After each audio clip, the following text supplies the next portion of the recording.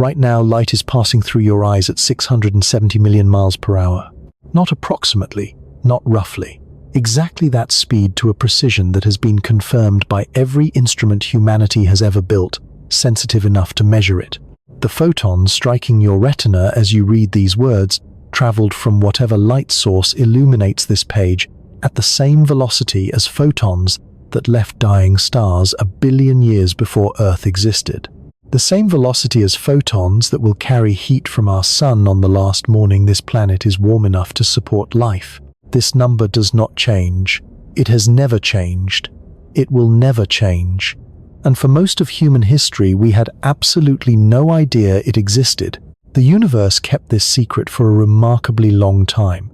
Not because the evidence was hidden, but because the speed is so incomprehensibly fast that every tool we possessed for measuring it was laughably inadequate.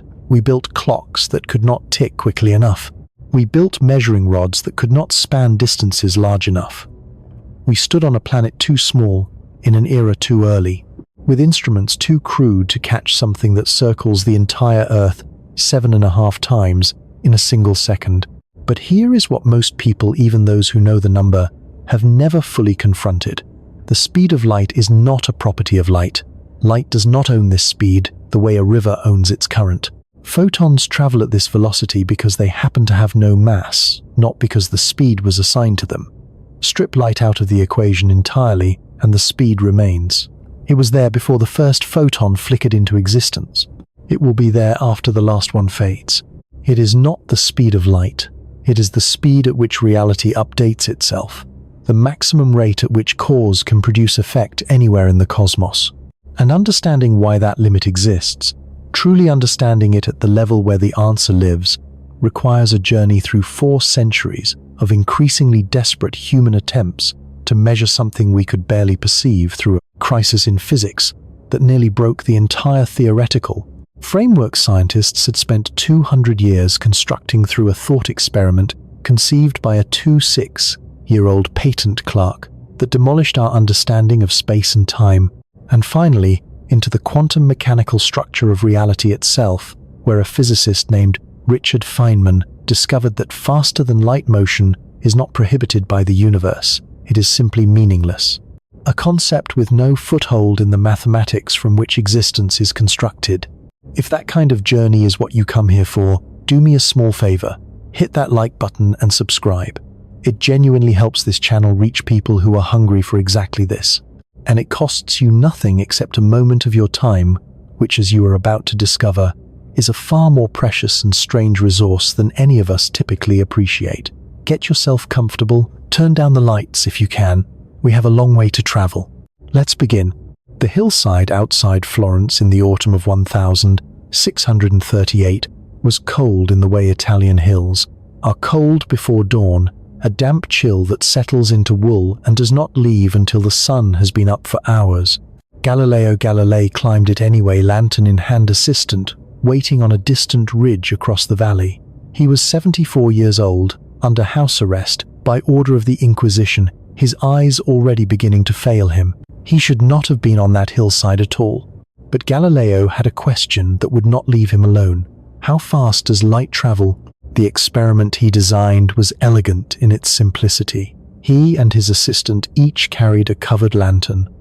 Galileo would uncover his lantern. The instant his assistant saw the flash, the assistant would uncover his own lantern in response. Galileo would then measure the delay between sending his light outward and receiving the reply. Divide the round-trip distance by the elapsed time, and you have the speed of light. Clean, logical, achievable. He ran the experiment. He ran it again. He ran it at greater distances with a different assistant, with refined timing methods that represented the best measurement technology his era could produce. The result was the same every time. Nothing. Not nothing in the sense of failure. Nothing in the sense that no delay was detectable whatsoever. The responding flash appeared instantaneous regardless of how far apart the lanterns were positioned. Light, if it had a finite speed at all, moved faster than any human reaction time could hope to capture across any terrestrial distance Galileo could arrange. He wrote about this result with characteristic honesty. Either light travels infinitely fast, he concluded, or it moves so quickly that measuring its speed requires distances far greater than any we can arrange on the surface of this Earth. He suspected the latter. He could not prove it. What Galileo could not have known was the precise scale of his inadequacy. Light travels at approximately 29979, 2 kilometers per second in vacuum. Across a valley of perhaps 2 kilometers, the round-trip journey takes roughly 13 microseconds. A microsecond is 1/1,000,000th of a second. Human reaction time, even for the most practiced and alert individual, runs at roughly 150,000 to 300,000 microseconds. Galileo was attempting to measure a delay of 13 microseconds using a biological instrument with a precision flaw of 150,000 microseconds. The signal he was hunting was buried 11,000 times deeper than his most sensitive detector could reach. The problem was not Galileo's method. The problem was that the Earth is far too small. The solution, when it arrived, came not from a hillside experiment but from the sky itself, not from human ingenuity alone but from the patient accumulation of astronomical data across decades, and not from a famous name but from a young Danish astronomer who noticed something wrong with a clock. Old Römer arrived at the Paris Observatory in 1672, 3 years old, carrying letters of introduction from the Danish astronomer Erasmus Bartholin and an eagerness to prove himself among the finest scientific minds in Europe. The Paris Observatory was then the center of the astronomical world. Its director Giovanni Cassini had assembled a team dedicated to mapping the heavens with unprecedented precision. Römer was assigned a task that seemed at first glance entirely routine: track the orbital motions of Io. Io is the innermost of the 4 large moons orbiting Jupiter, the ones Galileo himself had discovered in 1610 using his improved telescope. Of these moons, Io is particularly useful to astronomers. It completes one orbit around Jupiter in roughly 42.5 hours with extraordinary regularity, and during each orbit it passes through Jupiter's shadow, disappearing as it enters the shadow and reappearing as it emerges. These eclipses are predictable, precise, and visible from Earth. Astronomers had begun using them as a kind of cosmic clock timing celestial events against the reliable rhythm of Io's disappearances and reappearances. Römer threw himself into this work. He accumulated months of observations, logging each eclipse with meticulous care, building a table of predictions that should have allowed him to forecast future eclipses to within seconds. The clockwork of the solar system everyone assumed should be exact. It was not. After several months of observation, Römer noticed a systematic drift. When Earth's orbit brought it closer to Jupiter, Io's eclipses occurred slightly earlier than his tables predicted. When Earth swung to the far side of its orbit, moving away from Jupiter, the eclipses arrived late. Not randomly late, not erratically early. The discrepancy followed Earth's orbital position with perfect consistency, building across months to a maximum difference of roughly 22 minutes, accumulated across the full diameter of Earth's orbit around the Sun. The other astronomers at the observatory had noticed this drift as well. Most attributed it to imperfections in the orbital models. Perhaps Io's orbit was not quite as regular as assumed. Perhaps gravitational perturbations from Jupiter's other moons introduced subtle variations. The mathematics of orbital mechanics was still being refined. Errors in the tables were expected. Römer looked at the data and reached a different conclusion. The eclipses were not occurring early or late. They were occurring exactly on schedule. What changed was how long the light carrying news of each eclipse took to travel from Jupiter to Earth. When Earth was closer to Jupiter, the light had a shorter journey and arrived sooner. When Earth was farther from Jupiter, the light required more time to bridge the additional distance. The 2 minute discrepancy was not a flaw in the orbital clock. It was the travel time of light across the diameter of Earth's orbit. Light had a finite speed, and Römer had found a distance large enough to measure it. In 1676, he announced his interpretation to the French Academy of Sciences.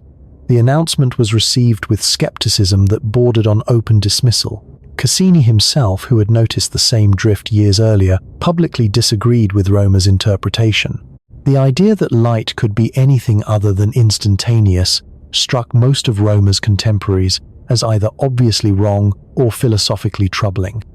If light took time to travel, Then, what we see when we look at the sky is not the sky as it currently exists, but the sky as it existed in the past, a different past for each object depending on how far away it sits. The universe becomes not a single present moment, but a layered archive of different moments, each object frozen at a different point in its history. This implication was too strange for many of Romer's peers to absorb in a single sitting. Romer pressed forward regardless. He calculated the speed of light by dividing the diameter of Earth's orbit by the measured time delay. The diameter of Earth's orbit was not precisely known in 1676, which introduced a significant source of error into his calculation. His result came out to approximately 220,000 kilometers per second. The accepted modern value is 299,792 kilometers per second. Romer's estimate was roughly 26% too low, a substantial error by contemporary standards, and yet the achievement it represented was extraordinary. He had proven that light is not instantaneous. He had established that it travels at a specific measurable velocity.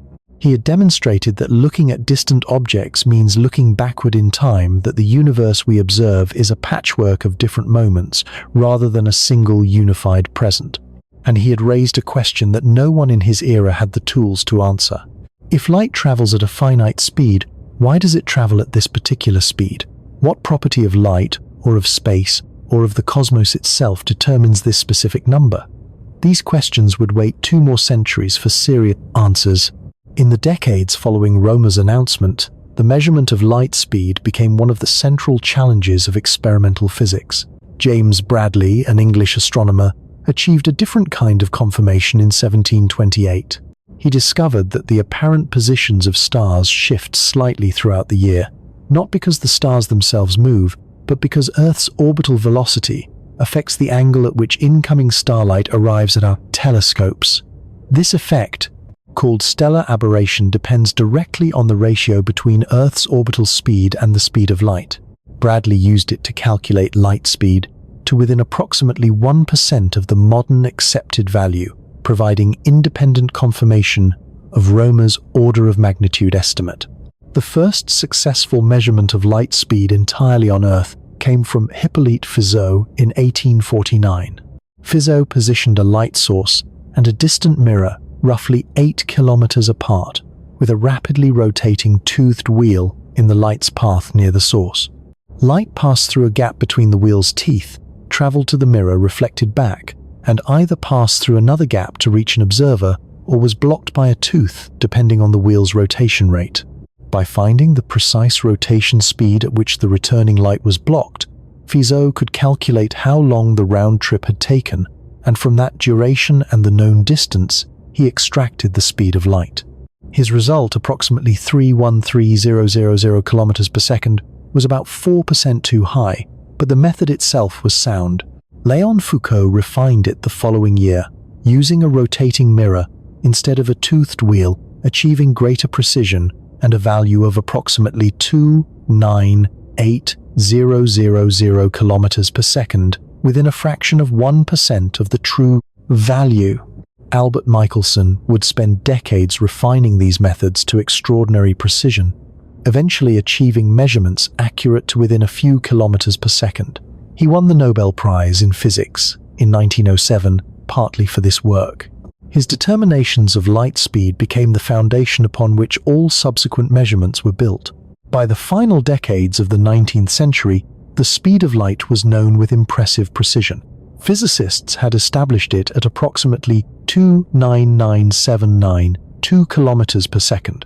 The number appeared throughout the equations of electromagnetic theory, emerging naturally from James Clerk Maxwell's unified description of electricity and magnetism. Maxwell had shown in 1865 that light was an electromagnetic wave, and his equations predicted that all electromagnetic waves must propagate at exactly this speed through empty space. The number came not from measurements of light itself, but from laboratory measurements of electric and magnetic constants, yet it matched the astronomical and terrestrial measurements with remarkable agreement. This consistency was striking, but it raised a problem that physicists of the era were not yet equipped to fully appreciate. In every other context where waves existed, those waves propagated through a medium. Sound travels through air, water, and solid materials. Ocean waves travel through water, seismic waves travel through rock. Waves were understood as disturbances in something, oscillations in a substance that returned to equilibrium after the disturbance passed. The wave was not a thing itself. The wave was what the thing did when disturbed. Light was demonstrably a wave. Maxwell's equations confirmed it. The interference patterns, the diffraction, the polarization, every optical phenomenon physicists had observed aligned perfectly with the wave description of light. But what did light wave through? The answer that physicists of the 1880s settled on was the luminiferous ether, invisible, massless, permeating all of space, including the interior of solid matter. The ether provided the medium through which electromagnetic waves propagated. It had to be extraordinarily rigid because the speed at which waves travel through a medium depends on that medium's elasticity, and light's enormous speed required an ether stiffer than steel by many orders of magnitude. Yet it had to offer no resistance whatsoever to planets and comets moving through it, since no such resistance had ever been detected. These requirements were contradictory in ways that troubled the more careful theorists. A substance stiff enough to support waves at light speed should offer detectable resistance to motion through it. But the assumption of ether was so logically necessary, so deeply embedded in the wave picture of light, that most physicists accepted the contradictions and moved on. If the ether existed, then Earth's motion through it should be detectable. As our planet orbits the Sun at approximately 30 kilometers per second, we move through the stationary ether, the way a boat moves through still water. A light beam traveling in the direction of Earth's motion should move slightly slower relative to us, since we are chasing it through the ether. A light beam traveling perpendicular to our motion should be unaffected. A light beam traveling against our motion should approach us slightly faster. The difference in light speed between these directions was expected to be about 1 part in 10,000, small but well within the capabilities of late 19th century precision optics.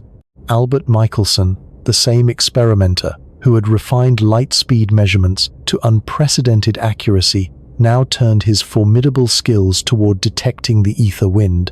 In 1887, working with chemist Edward Morley at what is now Case Western Reserve University in Cleveland, Michelson constructed the most sensitive optical instrument the world had ever seen.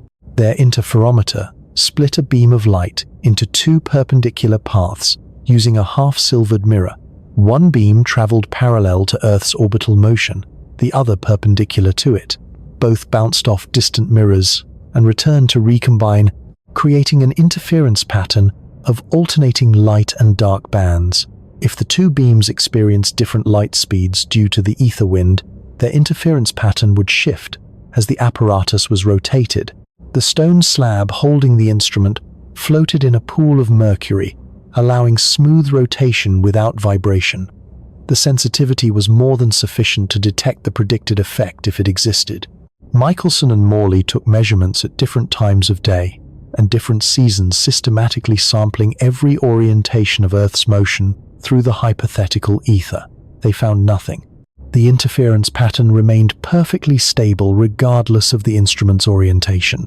Light speed was identical in every direction to the limits of their measurement precision. The ether wind did not exist.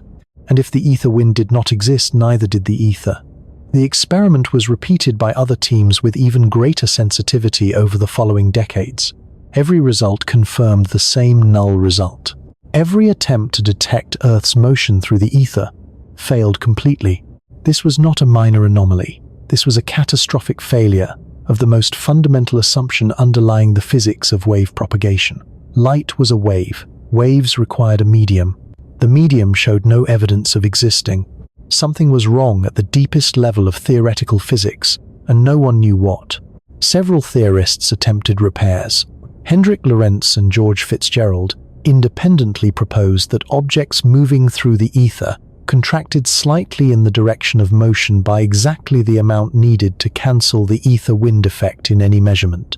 Lorentz extended this idea, developing mathematical transformations that described how measurements of space and time would differ between observers moving at different velocities through the ether. His equations worked, They reproduced the null result and made predictions that matched experiment. But Lorentz viewed these equations as mathematical corrections applied to measurements, not as descriptions of physical reality. In his picture, space and time themselves remained absolute and universal. The ether still existed. The corrections were real physical effects, caused by motion through the ether, not statements about the nature of space and time. The ether was saved mathematically. But the price of saving it was mounting. The required properties of the ether had become increasingly bizarre, increasingly arbitrary, increasingly disconnected from any independent evidence of the substance's existence. The resolution was waiting in a patent office in Bern, Switzerland.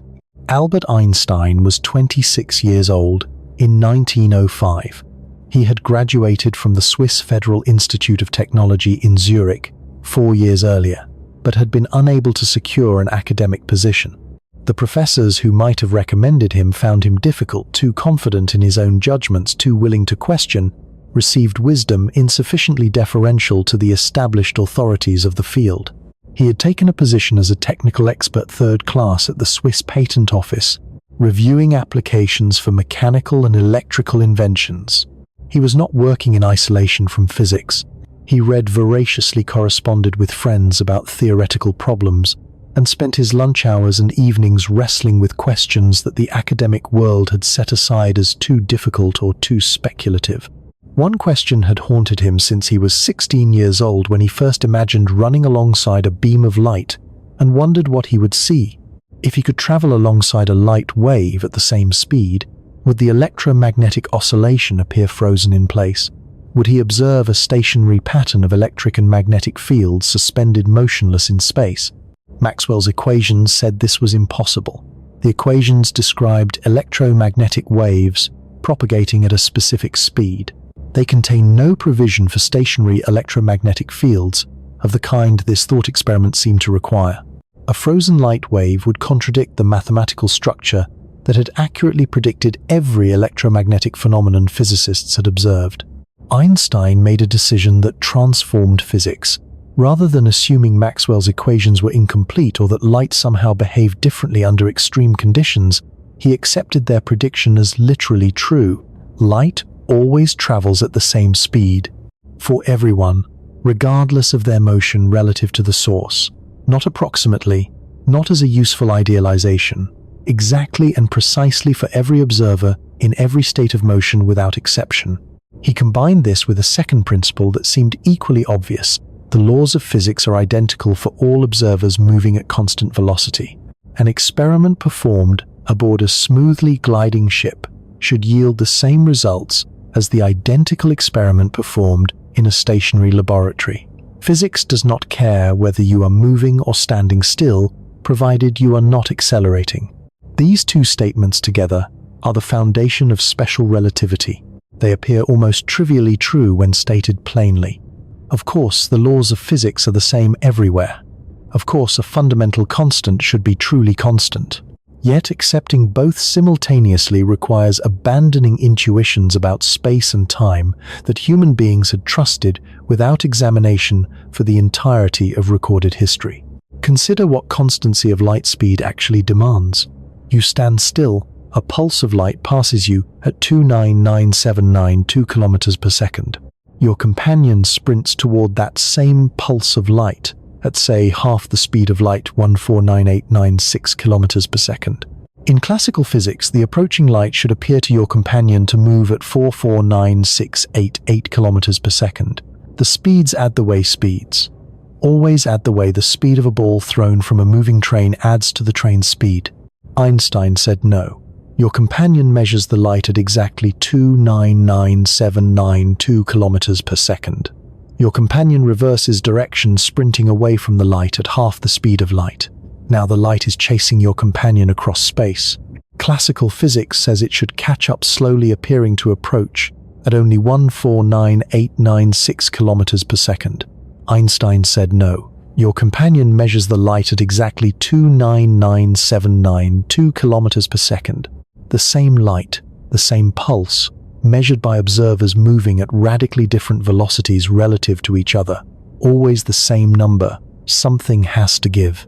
Velocities that cannot add in the classical way require that something else changes between observers. That something else is space and time. They are not fixed. They are not universal. They bend and adjust for each observer in precisely the way needed to keep light speed constant regardless of who is measuring it.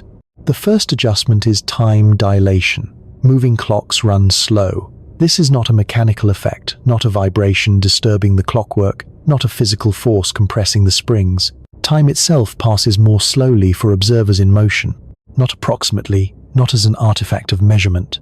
The rate at which time flows is genuinely different for observers moving at different velocities. At the speeds of everyday life, the effect is immeasurably tiny. An airplane flying at 900 kilometers per hour experiences time dilation of roughly 1 part in 10 trillion. You would need to fly continuously for several thousand years before your watch fell behind a ground-based clock by a single second. The universe is conspiring to hide this effect from us at the scales we naturally inhabit. But as velocity increases, time dilation becomes undeniable. The mathematical relationship governing it involves a quantity that physicists call gamma, the Lorentz factor. Gamma equals 1 divided by the square root of the quantity 1 minus your velocity squared divided by the speed of light squared. When you are stationary, gamma equals exactly 1. Time flows normally. Physics behaves as expected. As you accelerate, gamma begins to climb, slowly at first, then with increasing urgency as you approach the cosmic limit.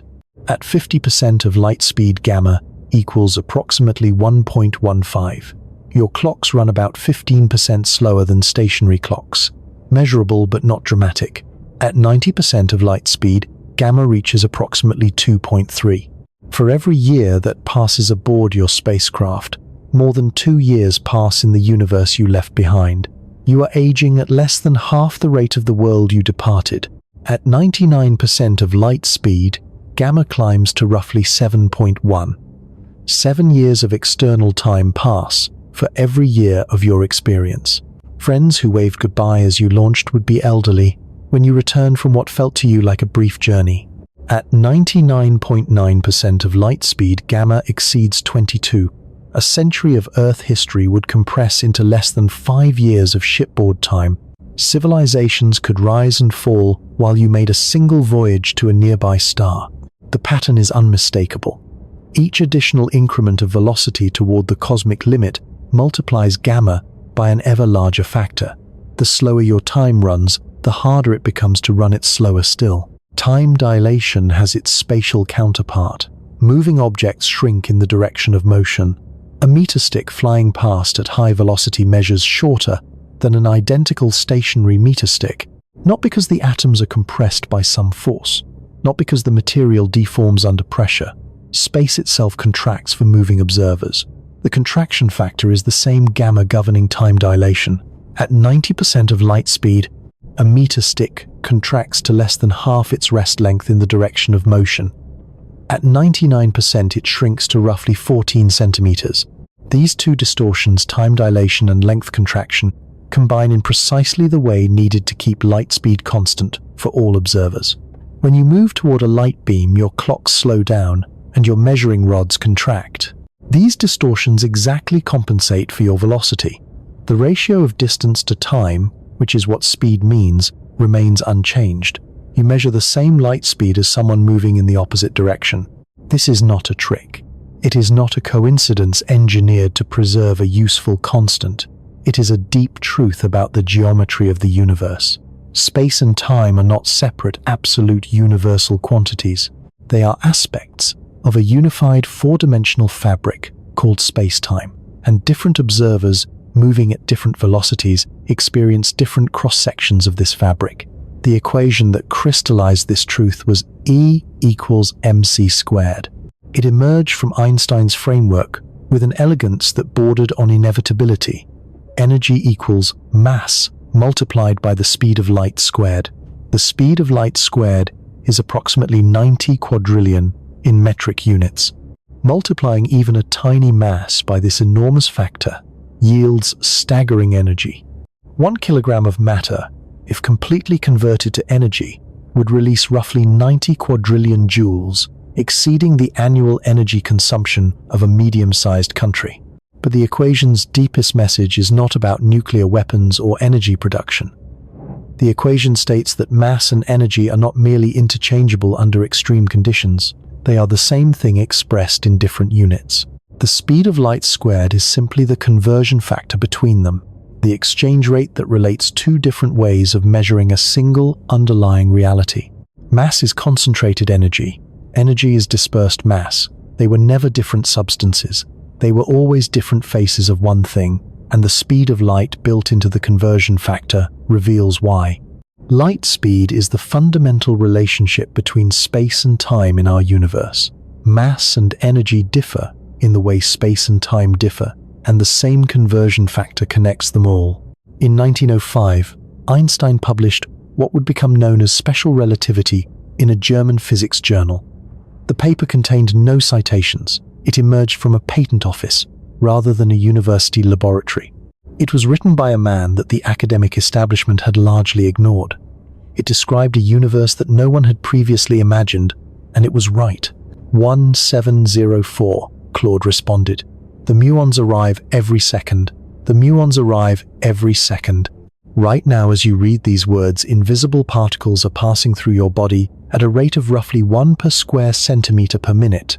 They come from above, created in the upper atmosphere, where cosmic rays, high-energy particles accelerated by distant supernovae and ancient galactic processes, slam into nitrogen and oxygen molecules at altitudes around 15 kilometers. The collisions shatter the air molecules and produce cascades of secondary particles, among them muons, unstable cousins of the electron carrying the same charge but roughly 207 times the mass. Muons are born dying. Their half-life is approximately 2.2 microseconds. In that interval, even traveling at velocities close to light speed, a muon should cover roughly 660 meters before half the population decays into electrons and neutrinos. Given that muons are created 15 kilometers above your head, classical physics delivers a clear verdict. The overwhelming majority should decay long before reaching the ground. A handful of exceptionally fast muons might survive the first few kilometers of descent, but by sea level the population should have been decimated through multiple half-lives of decay. Ground-based detectors should see almost nothing. Ground-based detectors see an abundance of muons. The discrepancy is not a rounding error. It is not a calibration problem.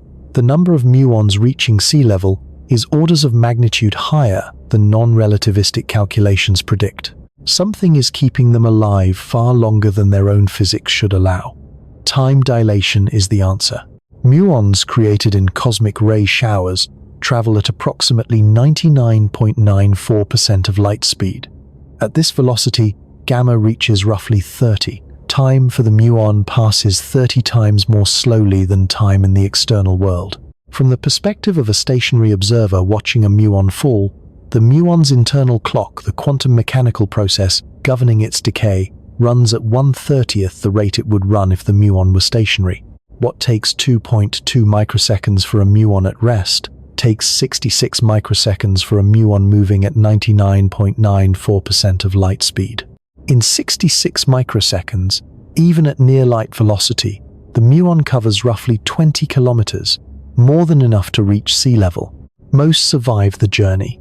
From the muon's own perspective, the explanation looks different but yields identical predictions.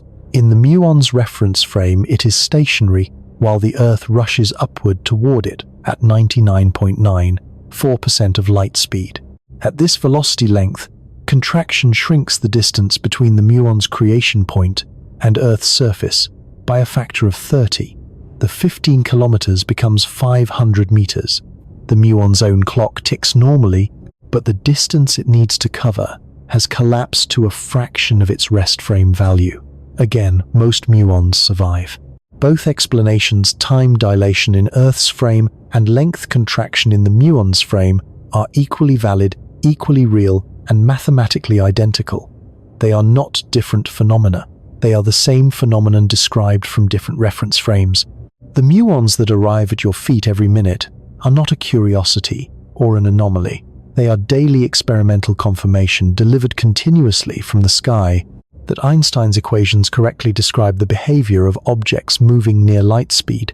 Particle accelerators provide confirmation of a different character, more deliberate, more precise, more controlled, and in their precision more devastating to any remaining hope that the light speed barrier might admit exceptions.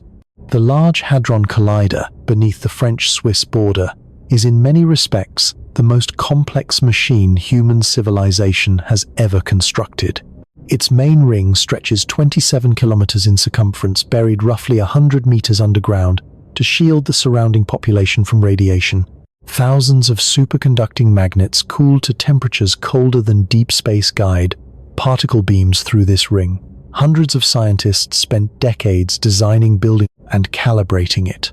The engineering precision required exceeds anything in ordinary industrial experience by many orders of magnitude. Its purpose is to accelerate protons to velocities as close to light speed as human technology can achieve, then collide them with sufficient violence to recreate conditions not seen since the universe was a fraction of a second old. The protons the Large Hadron Collider accelerates reach velocities of 99.9999991% of light speed. Read those digits carefully. The protons are moving at a speed that differs from the cosmic limit by 9 parts in a billion. At this velocity, gamma reaches approximately 7500. A proton circulating in the collider is, from the perspective of its own reference frame, barely moving through a universe so length contracted that the entire 27-kilometer ring has shrunk to less than 4 meters. From our perspective, the proton's internal clock runs 7,500 times slower than a stationary proton's clock would run. At this gamma factor, each proton carries kinetic energy equivalent to a flying mosquito. Pause on that comparison. A mosquito weighs roughly 2.5 milligrams. A proton weighs approximately 1.7 times 10 to the negative 24th grams. The proton is lighter than the mosquito by a factor exceeding 1 billion. Yet both carry the same kinetic energy because the proton's enormous gamma factor has multiplied its tiny mass into equivalence with the much heavier insect. This is E equals mc squared, made viscerally real. Mass is energy. Momentum is energy. At relativistic velocities, a subatomic particle can carry as much kinetic energy as a visible flying insect, not because the particle is large, but because gamma has made it effectively enormous. Now consider what it would take to accelerate those protons, the remaining 9 parts in a billion, toward the actual speed of light. Not the energy required to build the next generation of collider, the energy required to close that final gap. The answer is not a large number. The answer is not a very large number. The answer approaches mathematical infinity as velocity approaches light speed, with no plateau, no ceiling, no point at which the energy requirement stabilizes. Closing half of the remaining gap would require more energy than the current collider uses in its entire operational lifetime. Closing half of what remains after that would require more still. Each halving of the remaining distance to light speed demands exponentially more power. To actually reach the cosmic limit would require infinite energy, a quantity that has no physical meaning, that exceeds the energy content of the observable universe by an infinite factor that no conceivable power source in any possible universe could supply. This is not a technology problem. It is not an engineering challenge awaiting a clever solution. It is the mathematical structure of space-time asserting itself with absolute authority. The engineers who built the Large Hadron Collider understood this perfectly. The superconducting magnets that bend the proton beams around the ring are calibrated using relativistic formulas. As the protons accelerate and their effective momentum climbs with gamma, the magnetic fields required to guide them must increase proportionally. The magnets are not set and forgotten. They are adjusted continuously throughout the acceleration cycle, tracking the climbing gamma factor with precision that confirms relativistic mechanics at every step. If the classical relationship between momentum and velocity governed particle motion, the magnets would not need to compensate for climbing gamma. The beams would diverge from their intended paths and smash into tunnel walls within seconds of acceleration beginning. The Large Hadron Collider works precisely because relativistic mechanics correctly describes the universe. The same equations that predict the impossibility of reaching light speed also successfully guide particle beams around a 27-kilometer ring at 99.9999999% of the cosmic limit. The global positioning system provides a quieter but equally rigorous confirmation that touches the daily lives of billions of people who have never heard of Lorentz transformations. The constellation of GPS satellites orbits at roughly 20,000 kilometers altitude, traveling at approximately 14,000 kilometers per hour. This is fast enough to create measurable time dilation. Satellite clocks run approximately 7 microseconds per day slower than identical clocks on Earth's surface, purely due to their velocity. Gravitational time dilation works in the opposite direction. At 20,000 kilometers altitude, Earth's gravitational field is significantly weaker than at the surface. Clocks run faster in weaker gravity, a consequence of general relativity that we will not fully explore here, but that is equally real and equally confirmed. This effect adds roughly 45 microseconds per day compared to surface clocks. The net result is that GPS satellite clocks gain approximately 38 microseconds per day relative to ground clocks. 38 microseconds sounds trivial. It is not. The GPS system determines position by measuring the time it takes signals to travel from satellites to receivers. Light travels roughly 11 kilometers in 38 microseconds. Without correcting for relativistic time dilation, GPS position errors would accumulate at approximately 11 kilometers per day. Within hours, navigation systems would become useless. Within days, the errors would render the entire system inoperable for any precision application. The corrections are applied continuously. They are calculated using exactly the equations Einstein derived from his two postulates in 1905. They work with the precision required for navigation systems accurate to within meters. Every time you use a navigation application, every time an aircraft lands using instrument guidance, every time a ship navigates without visual reference to landmarks, you are relying on the accuracy of special and general relativity. The corrections are not approximations. They are not empirical fudge factors inserted to make measurements agree with expectations. They are theoretical predictions confirmed to a precision that makes alternative explanations untenable. Special relativity is not a theoretical framework awaiting experimental verification. It is established fact confirmed so many times across so many different experimental configurations that doubting it requires abandoning the entire framework of experimental science. The cosmic speed limit it enforces is not a conjecture. It is a measured, confirmed, daily demonstrated feature of the universe we actually inhabit. And yet, the human mind resists absolute limits. We are a species that has spent its entire existence finding ways around obstacles that seemed insurmountable, mountains that seemed unclimbable, oceans that seemed uncrossable, diseases that seemed incurable.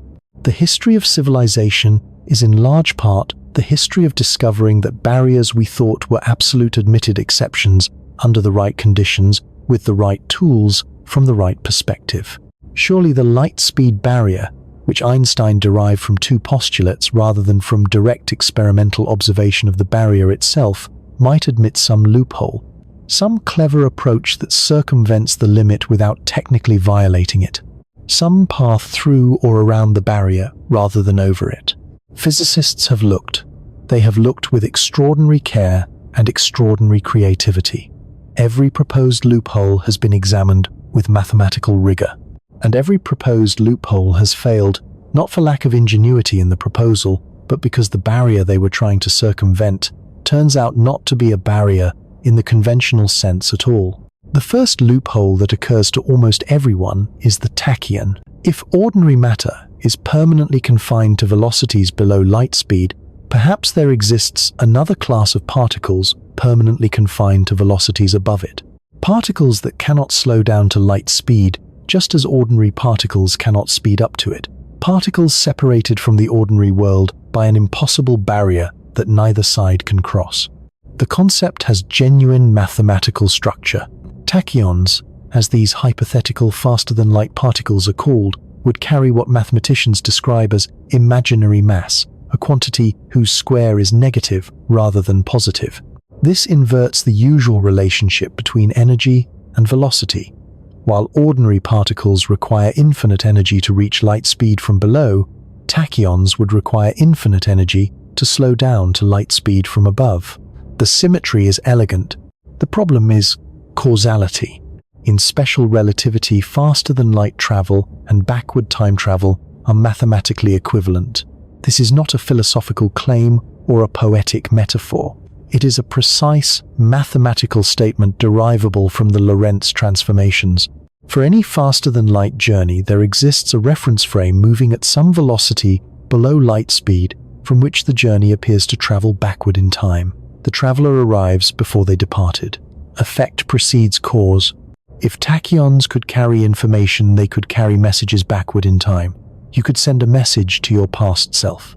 The logical contradictions this creates are not puzzles to be resolved through careful thinking. They are genuine inconsistencies in the mathematical structure of physical law. A universe where tachyon messages could be sent would be a universe where causes need not precede effects, where information could prevent its own creation, where the logical foundation of any consistent description of nature would dissolve. No tachyon has ever been detected. No theoretical framework incorporating them has avoided generating paradoxes when examined carefully. The weight of evidence and the weight of logic both push toward the same conclusion. Tachyons are mathematical curiosities rather than physical realities. Quantum tunneling offers a more subtle apparent loophole, one that has confused careful physicists and generated genuine controversy. In quantum mechanics, particles can appear on the far side of barriers they classically could not penetrate. An electron approaching a potential energy barrier too high for it to surmount classically will sometimes emerge on the other side anyway. The phenomenon is real, experimentally confirmed, and essential to the operation of numerous technologies, including the transistors in every computer and the fusion reactions powering the sun. Could quantum tunneling carry particles or information faster than light? Could the quantum world provide an escape from relativistic constraints that the classical world respects? The resolution involves understanding what tunneling actually does to wave packets. A quantum particle is not a tiny classical ball with a definite position. It is a spread-out wave, described by a probability amplitude that varies across space. When such a wave packet encounters a barrier, the transmitted portion, the part that appears on the far side, is reshaped in a specific way. The peak of the transmitted wave packet can emerge from the barrier before the peak of the incoming wave packet has fully entered it. Naive measurement of tunneling timing from one peak to the other can make it appear that the particle crossed the barrier faster than light would have. Experiments in the 1990s generated genuine excitement and genuine controversy when measurements seemed to show this. Some researchers announced that they had observed faster-than-light tunneling. The excitement evaporated under careful analysis. Information does not travel at the velocity of a wave packet's peak. Information travels at the leading edge of the wave packet, the very front of the disturbance, the point where the wave packet differs from zero for the first time. This leading edge, which is what actually carries the news that something is coming, never exits a tunneling barrier before causality permits. No signal, no message, no detectable information of any kind travels faster than light through quantum tunneling. The apparent superluminal effect is an artifact of how peaks propagate through barrier regions, a subtle consequence of wave mechanics that has nothing to do with information transfer. It is real, it is interesting.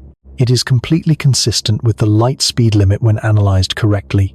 Miguel Alcubierre, a Mexican physicist, published what may be the most aesthetically appealing proposal for circumventing the light speed barrier in 1994. His idea does not attempt to move a spacecraft through space at superluminal velocity. Instead, it proposes modifying space itself around the spacecraft in a way that effectively transports the ship faster than light, while the ship never locally exceeds the cosmic limit. The mechanism involves contracting space-time in front of the spacecraft and expanding it behind. The ship rides in a bubble of flat space-time that itself moves through the surrounding warped space-time at whatever speed desired, including speeds exceeding light. Within the bubble, the ship experiences no acceleration and no violation of local physics. From outside the bubble, and its contents travel faster than light. The mathematics of general relativity technically permits such space-time configurations to exist. Einstein's equations place no explicit prohibition on metrics of this kind. When Alcubierre published his paper, it generated serious discussion among physicists, not because anyone expected to build such a device, but because the mathematical possibility seemed genuine. The problems emerged quickly and multiplied. Generating an Alcubierre warp bubble would require exotic matter, a hypothetical substance with negative energy density, not matter with low energy, not matter with zero energy. Matter with energy density less than the vacuum, a condition so far from anything observed in nature that its physical existence is deeply questionable. While quantum mechanics permits small amounts of negative energy density under specific conditions, the quantities required for even a modestly sized warp bubble are astronomical. Estimates place the requirement at roughly the equivalent of the total mass energy of Jupiter, converted entirely into negative energy density, concentrated at the bubble walls. No mechanism for producing negative energy density at such scales exists in any known physics. Further analysis revealed additional problems. The interior of the bubble is causally disconnected from its walls. Anyone riding inside cannot steer the bubble because signals from inside cannot reach the walls at superluminal speeds. The bubble cannot be turned on from the inside. It would need to be constructed and aimed from outside before departure, which raises obvious questions about how you communicate the destination to a driver who cannot control the vehicle. The bubble's forward edge accumulates particles and radiation as it moves through space, building to catastrophic energy densities. Arriving at a destination and dropping the warp field would release this accumulated energy in a burst potentially sufficient to sterilize whatever lies ahead. The drive would be a weapon, not a transport. The Alcubierre drive remains mathematically interesting. It remains physically inaccessible by any measure of what physical means. Wormholes complete the standard catalogue of proposed loopholes. These hypothetical tunnels through space-time connect distant regions, potentially allowing a traveler to step through one mouth and emerge light-years away through the other without crossing the intervening distance. The journey through the wormhole interior might take minutes or hours regardless of how far apart the mouths are positioned. The effective speed of travel, measured by the distance skipped, rather than the distance actually traversed, could far exceed light speed. Wormholes appear as legitimate solutions to Einstein's field equations. They are not mathematical impossibilities. Under specific assumptions about the distribution of mass and energy, the equations permit wormhole geometries to exist. Maintaining a traversable wormhole, one that remains open and stable long enough for a traveler to pass through, requires negative energy density concentrated at the throat, the same exotic matter the Alcubierre drive demands, the same substance with no confirmed physical existence, the same requirement that appears wherever physicists look for ways around the light-speed barrier.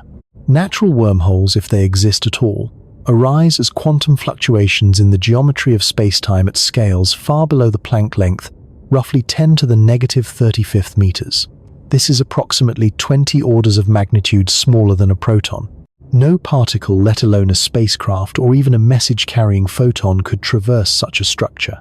Expanding one to macroscopic size would require controlling space-time geometry at a level completely beyond any imaginable extension of known physics. Every proposed loophole encounters the same family of obstacles: exotic matter with negative energy density, causality violations generating logical paradoxes, energy requirements that exceed the contents of the observable universe.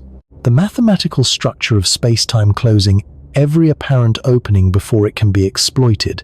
This pattern is not accidental. It is not the result of insufficient creativity in the proposals. It reflects something fundamental about why the barrier exists in the first place. Einstein showed that reaching light speed requires infinite energy, that time dilation becomes infinite at the cosmic limit, that length contraction becomes total. His equations described the barrier with extraordinary precision. They demonstrated its mathematical impenetrability from multiple directions simultaneously. But Einstein did not explain why space-time has this structure. He did not reveal why the universe possesses a cosmic speed limit rather than none at all. He did not uncover the reason why this particular velocity, 299792 kilometers per second, should function as the maximum rate of causality rather than some other value or no limit whatsoever. Answering that question requires going somewhere Einstein's special relativity cannot reach. It requires entering the quantum mechanical structure of reality itself, the level at which particles dissolve into probability waves and waves dissolve into something stranger still. It requires the insights of a physicist who saw the quantum world differently than anyone before him, who visualized particles taking every possible path simultaneously, and who discovered in that vision something unexpected about why faster-than-light motion is not merely prohibited but genuinely meaningless. The answer was waiting in a reformulation of quantum mechanics, so radical that many of Feynman's contemporaries initially dismissed it as an interesting mathematical trick rather than a fundamental insight. It turned out to be neither a trick nor merely interesting. It turned out to be a window into the deepest structure of physical law, and it begins with a crisis so severe that some of the greatest physicists of the 20th century concluded that the entire framework of quantum mechanics and special relativity might be fundamentally irreconcilable. A crisis centered on a number that should have been finite, that every calculation insisted must be infinite, and that invalidated every prediction the theory attempted to make. The crisis of the infinities. That is where we go next. 1707, Claude responded. Richard Feynman learned to think in pictures before he learned to think in equations. Richard Feynman learned to think in pictures before he learned to think in equations. This is not a metaphor. The other students at Far Rockaway High School in Queens, New York, solved physics problems by manipulating symbols on paper, following prescribed procedures, applying memorized formulas to standardized situations. Feynman solved physics problems by first seeing them. He would close his eyes or stare at a point in the middle distance that had nothing to do with the problem at hand, and construct an internal visualization of what was actually happening. The particles moving, the fields bending, the forces pulling and pushing in three-dimensional space. Only after he had seen the answer, or at least the shape of where the answer lived, would he reach for the mathematics to confirm and quantify what his visual intuition had already found. His teachers found this disconcerting. His fellow students found it alienating. His examiners found it difficult to grade because Feynman's solutions frequently skipped steps that other students showed laboriously, not because he was being careless, but because those intermediate steps were obvious to him from a picture he carried in his mind. He saw the destination from the beginning. The path between starting point and answer was something he traversed in his imagination before committing a single mark to paper. This visual imagination, unconventional and undisciplined by the standards of formal mathematical training, would eventually allow Feynman to see something in the structure of quantum mechanics that no one before him had seen. Not a new phenomenon, not new experimental data, something that had been there all along, embedded in the mathematical foundations of quantum theory, waiting for someone who thought in pictures to notice what the equations had been trying to say. He arrived at Princeton University in the autumn of 1939, 21 years old, carrying an undergraduate degree from MIT and a reputation that preceded him in the way reputations of unusual people tend to travel. John Wheeler, the physicist who would become his doctoral advisor, had been warned that this student from New York asked the kind of questions that made professors reconsider assumptions they had not examined in years. Wheeler was not the kind of physicist who found this threatening. He was precisely the kind of physicist who found it interesting. Wheeler gave Feynman a problem to work on. The problem concerned the radiation an accelerating electron emits and a puzzle embedded in the classical description of this radiation that had resisted clean resolution for decades. Feynman attacked it with characteristic directness, ignoring the standard approaches that had failed and constructing his own framework from more basic principles. The resulting collaboration between Wheeler and Feynman produced insights that, while not their most famous work, demonstrated a pattern that would characterize Feynman's entire career. He did not work within established frameworks. He built new frameworks and checked afterward whether the established ones fit inside them. Then the war came. In the spring of 1000, 943 Feynman traveled to Los Alamos, New Mexico to join the Manhattan Project. He was 25 years old. The people he worked alongside included some of the greatest scientific minds of the century, Niels Bohr Hans, Bethe Enrico Fermi figures, whose names fill the history of physics. Feynman held his own among them, not because he was the most learned or the most formally sophisticated, but because he could solve specific concrete problems faster than almost anyone else, and because he brought to every question the same quality he had shown since high school. He saw what others were calculating. He also watched his wife Arlene die of tuberculosis in a hospital in Albuquerque while he worked at Los Alamos. She died in June of 1945. The bombs fell on Japan 2 months later. Feynman returned to civilian academic life, carrying both griefs simultaneously, the private one and the enormous collective one, and channeled the complicated energy of that period into theoretical physics with a ferocity that his colleagues found both impressive and slightly alarming. He took a faculty position at Cornell University and resumed wrestling with a problem that had occupied the edges of his attention since graduate school. The problem had a name that understated its severity. Physicists called it the divergence problem, or sometimes the infinity problem. The casual labels did not capture how completely the problem undermined the theoretical framework that was supposed to govern the interaction of light and matter. Quantum electrodynamics was the theory in question. It described how electrically charged particles interact through the exchange of photons, and it had been under construction since the 1920s, when Paul Dirac first successfully married quantum mechanics to special relativity in his description of the electron. The basic picture was clear. Electrons interact by exchanging photons. The strength of the interaction depends on the electric charge of the particles involved and on a fundamental constant called the fine structure, constant approximately equal to 1 divided by 137. The interaction can be calculated by summing contributions from every possible way the exchange can occur. The calculations produced infinities. Not occasionally, not in exotic limiting cases. Always. Calculate the simplest possible quantity, the energy of a single electron sitting alone in empty space. The electron generates an electromagnetic field that extends outward through space. That field contains energy. The electron interacts with its own field, and this self-interaction affects the electron's properties. When physicists computed this self-energy using the rules of quantum electrodynamics, they found that the contribution from very short distances from interactions happening very close to the electron grew without bound. The total self-energy summed to infinity. An electron with infinite self-energy would have infinite effective mass. Electrons do not have infinite mass. They have a specific measured finite mass. The theory was predicting something obviously catastrophically wrong about the simplest possible system it was supposed to describe. The infinities appeared throughout the theory. Calculate the probability that a photon scatters off an electron. The first approximation gave a finite answer. When physicists added corrections from more complex interaction processes, terms that were supposed to be small refinements, those corrections were infinite. The corrections swamped the answer they were supposed to refine. Some physicists concluded that quantum electrodynamics was fundamentally broken. Perhaps quantum mechanics and special relativity could not be consistently combined. Perhaps the framework itself contained a fatal flaw.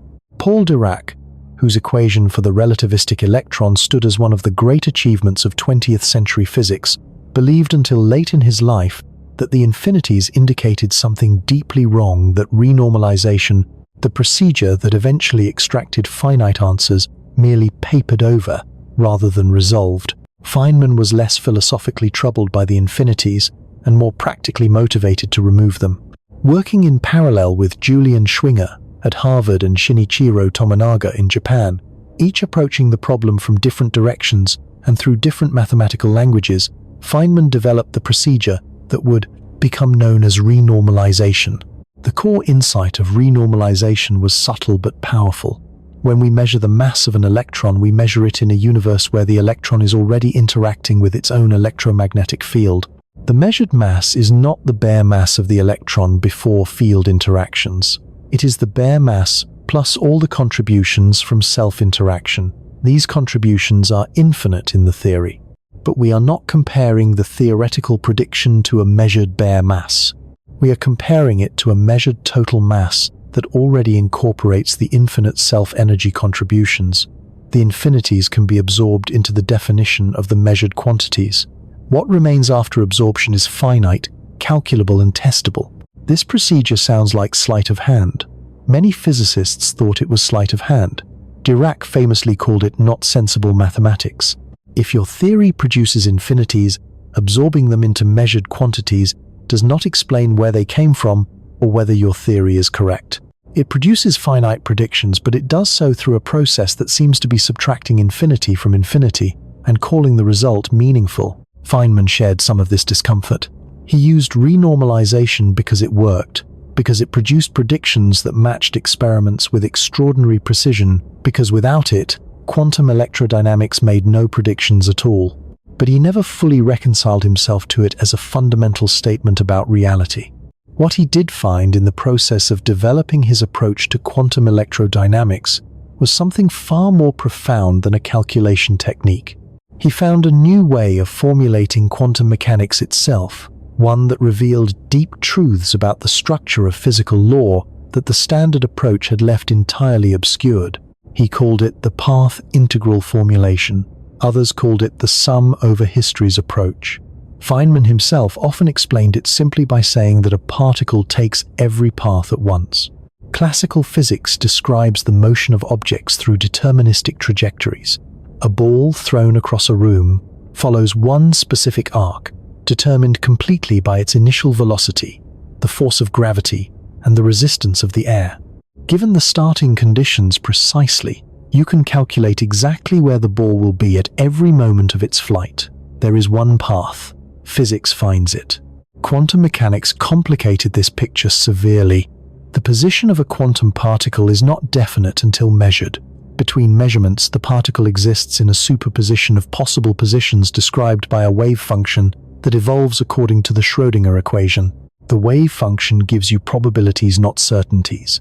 Where the particle actually is when you look for it is fundamentally undetermined until the act of looking forces a definite answer. Feynman's formulation went further than this. He proposed that a quantum particle traveling from point A to point B does not merely fail to have a definite position between those points. It literally takes every possible path between them simultaneously, not figuratively, not as a way of saying that we do not know which path it took. The particle, in some precise mathematical sense, traverses every conceivable trajectory, connecting its starting point to its destination. Straight paths, curved paths, paths that spiral outward to the edge of the observable universe before returning, paths that loop backward in time, paths that visit every point in the cosmos before arriving, all of them. Every path that can be drawn, however absurd, however contrary to classical intuition. This sounds like it should produce chaos. If every path contributes, why does a thrown ball not simultaneously travel everywhere? Why does anything move in predictable, reproducible ways? The answer lies in how the contributions combine. Each path in Feynman's formulation contributes a probability amplitude to the final result. An amplitude is a complex number, meaning it has both a magnitude and a phase, an angle that determines how it combines with other amplitudes when they are added together. Two amplitudes pointing in the same direction add constructively, making the combined result larger. Two amplitudes pointing in opposite directions cancel, making the combined result smaller. If many amplitudes point in many different directions, they tend to average out to nearly nothing. The phase of each path's amplitude depends on the action of that path, a quantity calculated by integrating the difference between kinetic and potential energy along the path.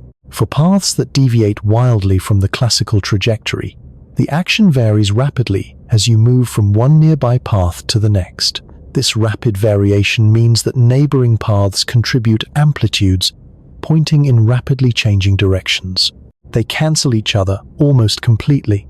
The wild detours contribute essentially nothing to the final probability. For paths close to the classical trajectory, something different happens. Near the classical path, the action varies slowly, Neighboring paths contribute amplitudes pointing in nearly the same direction. They add constructively rather than cancelling. The probability amplitude accumulates rather than cancelling out. The particle is most likely found where classical physics predicts not because quantum mechanics forces it onto a single trajectory, but because the classical path is the region where contributions from many similar paths reinforce each other, while contributions from all other regions cancel away. Classical behavior emerges from quantum mechanics through interference. The deterministic trajectory is the constructive interference maximum of an underlying quantum calculation that simultaneously considers every possible path. This is a profound inversion of how physicists had thought about the relationship between classical and quantum mechanics. Classical mechanics was not the fundamental description, with quantum mechanics as a correction or modification. Quantum mechanics was fundamental, and classical mechanics emerged from it as the dominant contribution in regimes where quantum interference effects wash out everything except the classical trajectory. Feynman demonstrated that his path integral formulation was mathematically equivalent to the Schrödinger equation formulation of quantum mechanics. Both frameworks, when applied correctly, produce identical predictions for every measurable quantity. They are not different theories. They are different mathematical languages expressing the same physical content, but they illuminate different things. The Schrödinger formulation is powerful for calculating. The path integral formulation is powerful for understanding, and what it illuminates more clearly than any other framework in physics is why the speed of light functions as the absolute limit it does. Here is the key. When Feynman's path integral is formulated to respect special relativity, as it must be to correctly describe particles in our universe, the action associated with each path depends on how the path moves through both space and time. The speed of light appears in this action as the fundamental parameter connecting spatial dimensions to the temporal dimension. It is the exchange rate between meters and seconds in the geometry of space-time. Now consider a path that includes a segment where the particle moves faster than light, a trajectory that covers more spatial distance than light could cover in the same time interval. What happens to this path's contribution to the quantum sum? The action for that faster-than-light segment becomes imaginary rather than real, not small, not negative. Imaginary in the precise mathematical sense of involving the square root of -1. This imaginary action causes the probability amplitude associated with that path to oscillate with an imaginary argument, which means the phase rotates infinitely rapidly as you vary the path slightly. Infinitely rapid phase rotation means perfect destructive interference. Paths containing faster-than-light segments do not merely contribute less than subluminal paths. They contribute exactly zero. Every such path cancels precisely against its neighboring paths.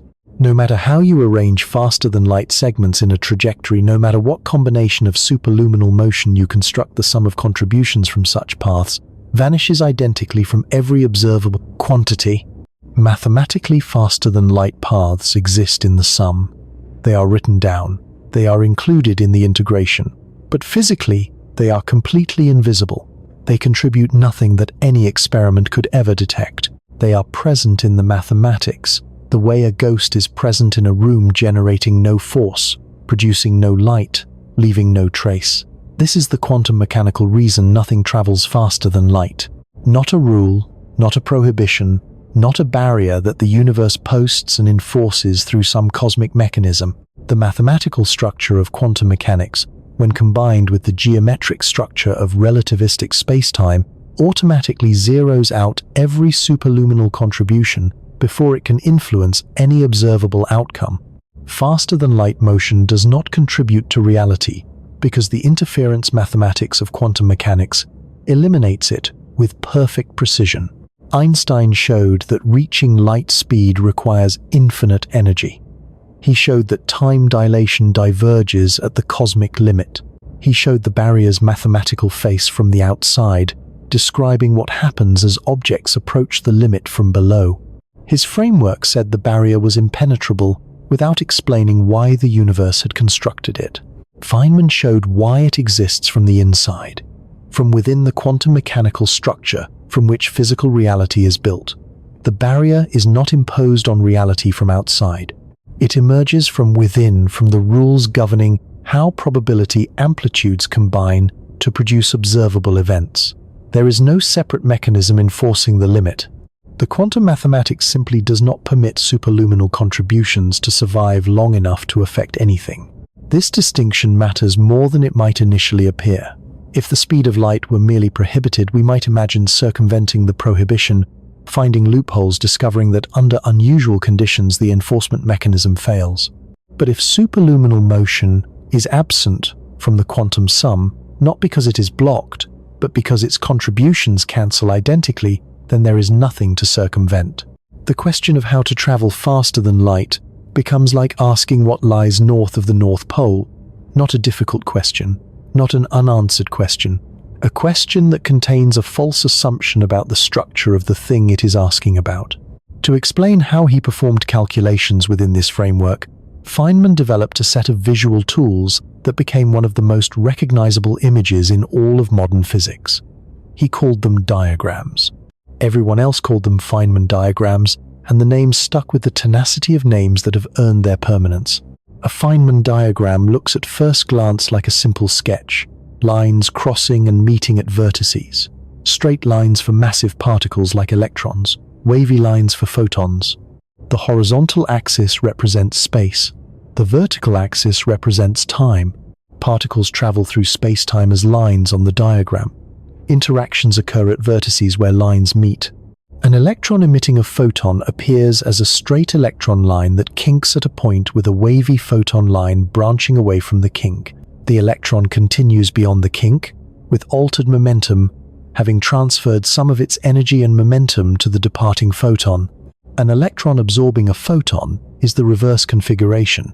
Two electrons repelling each other through electromagnetic interaction appears as two roughly parallel electron lines connected by a wavy photon line, representing the exchanged quantum of electromagnetic force.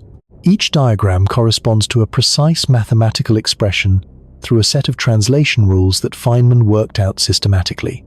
The lines represent particle propagators, mathematical functions encoding how particles move through space-time between interactions.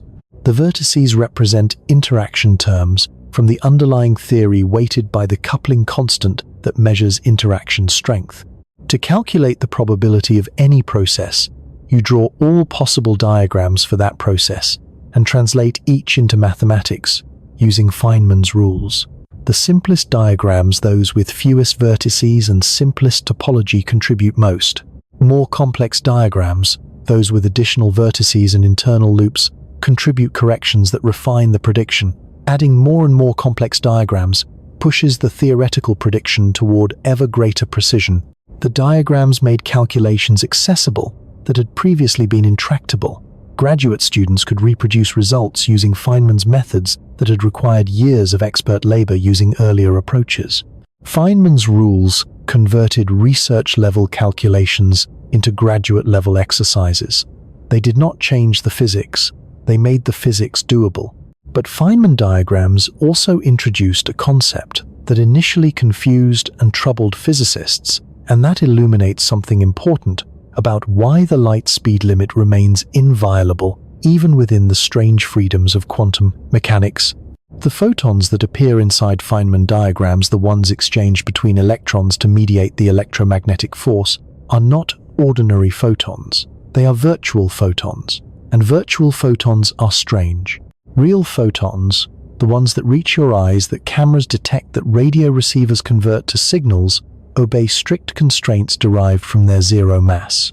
A real photon with a given energy carries a specific momentum determined by the energy-momentum relationship of massless particles.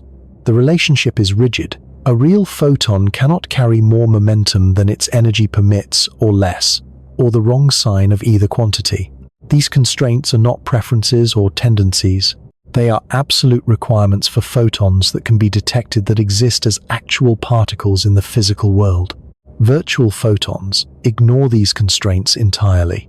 A virtual photon inside a Feynman diagram can carry any combination of energy and momentum, including combinations that would be physically impossible for a real photon.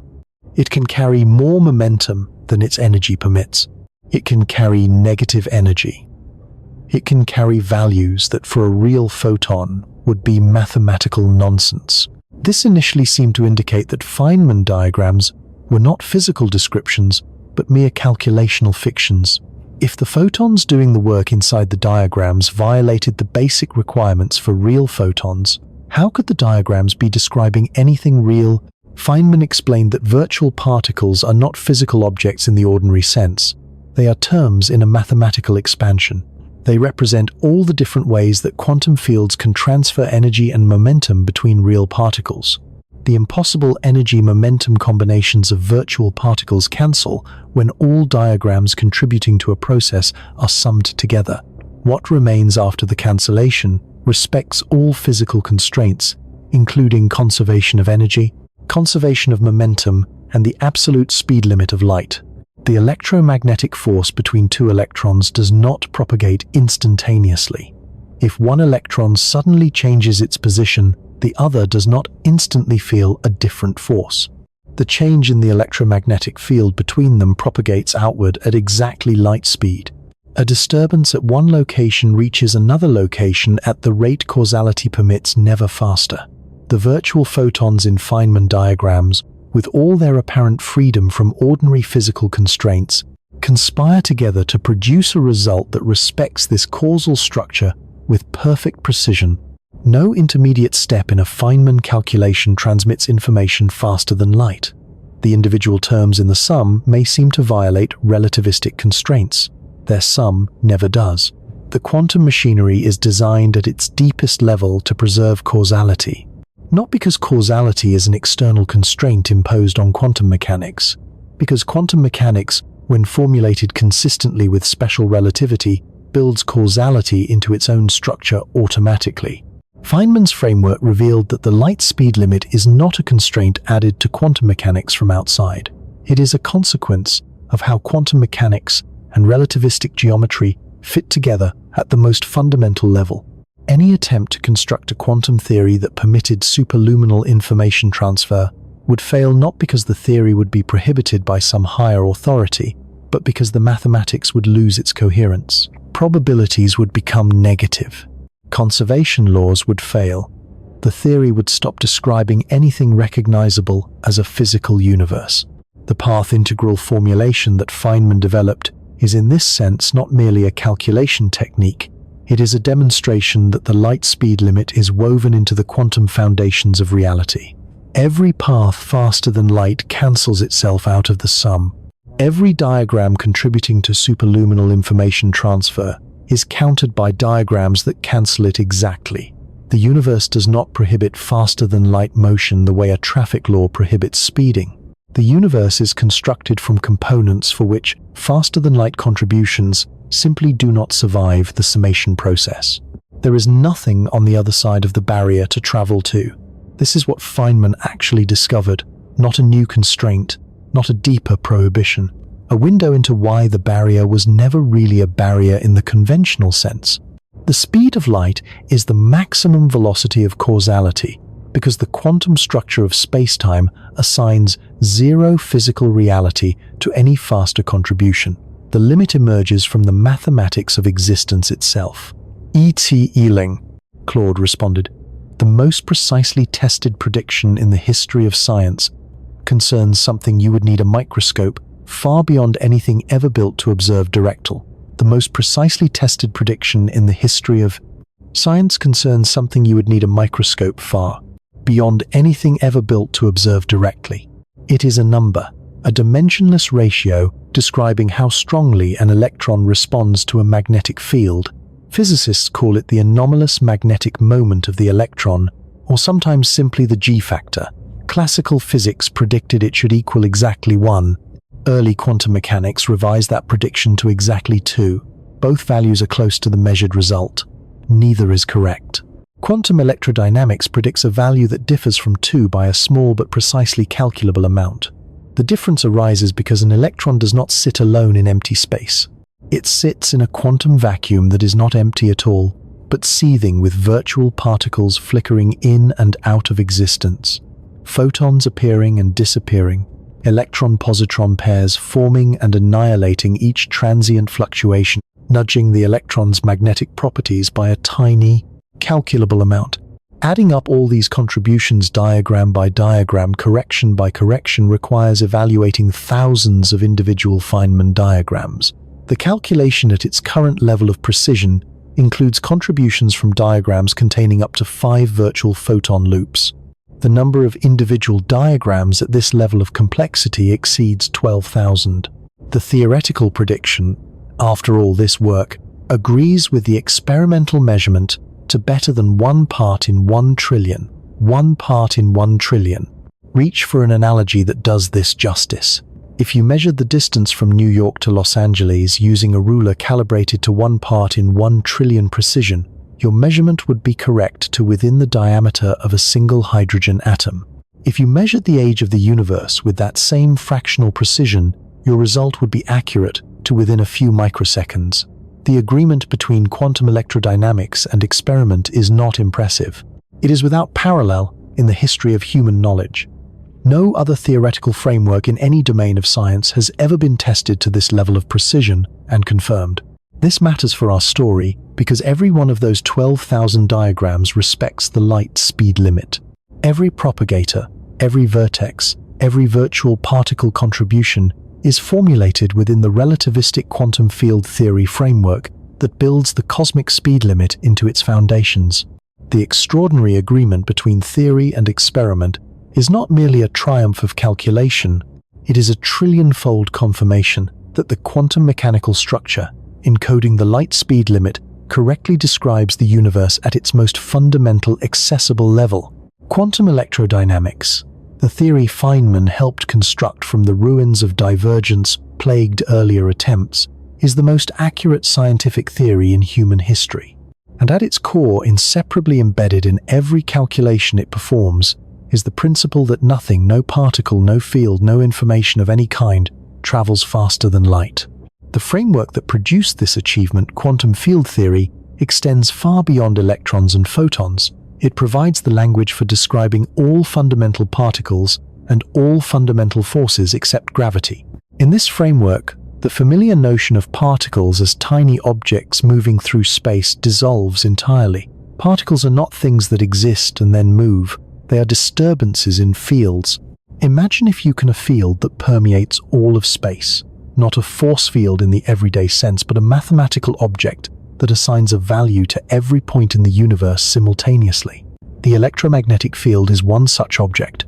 It exists everywhere, in empty space between galaxies inside atomic nuclei, within the vacuum of the most perfectly evacuated chamber ever constructed.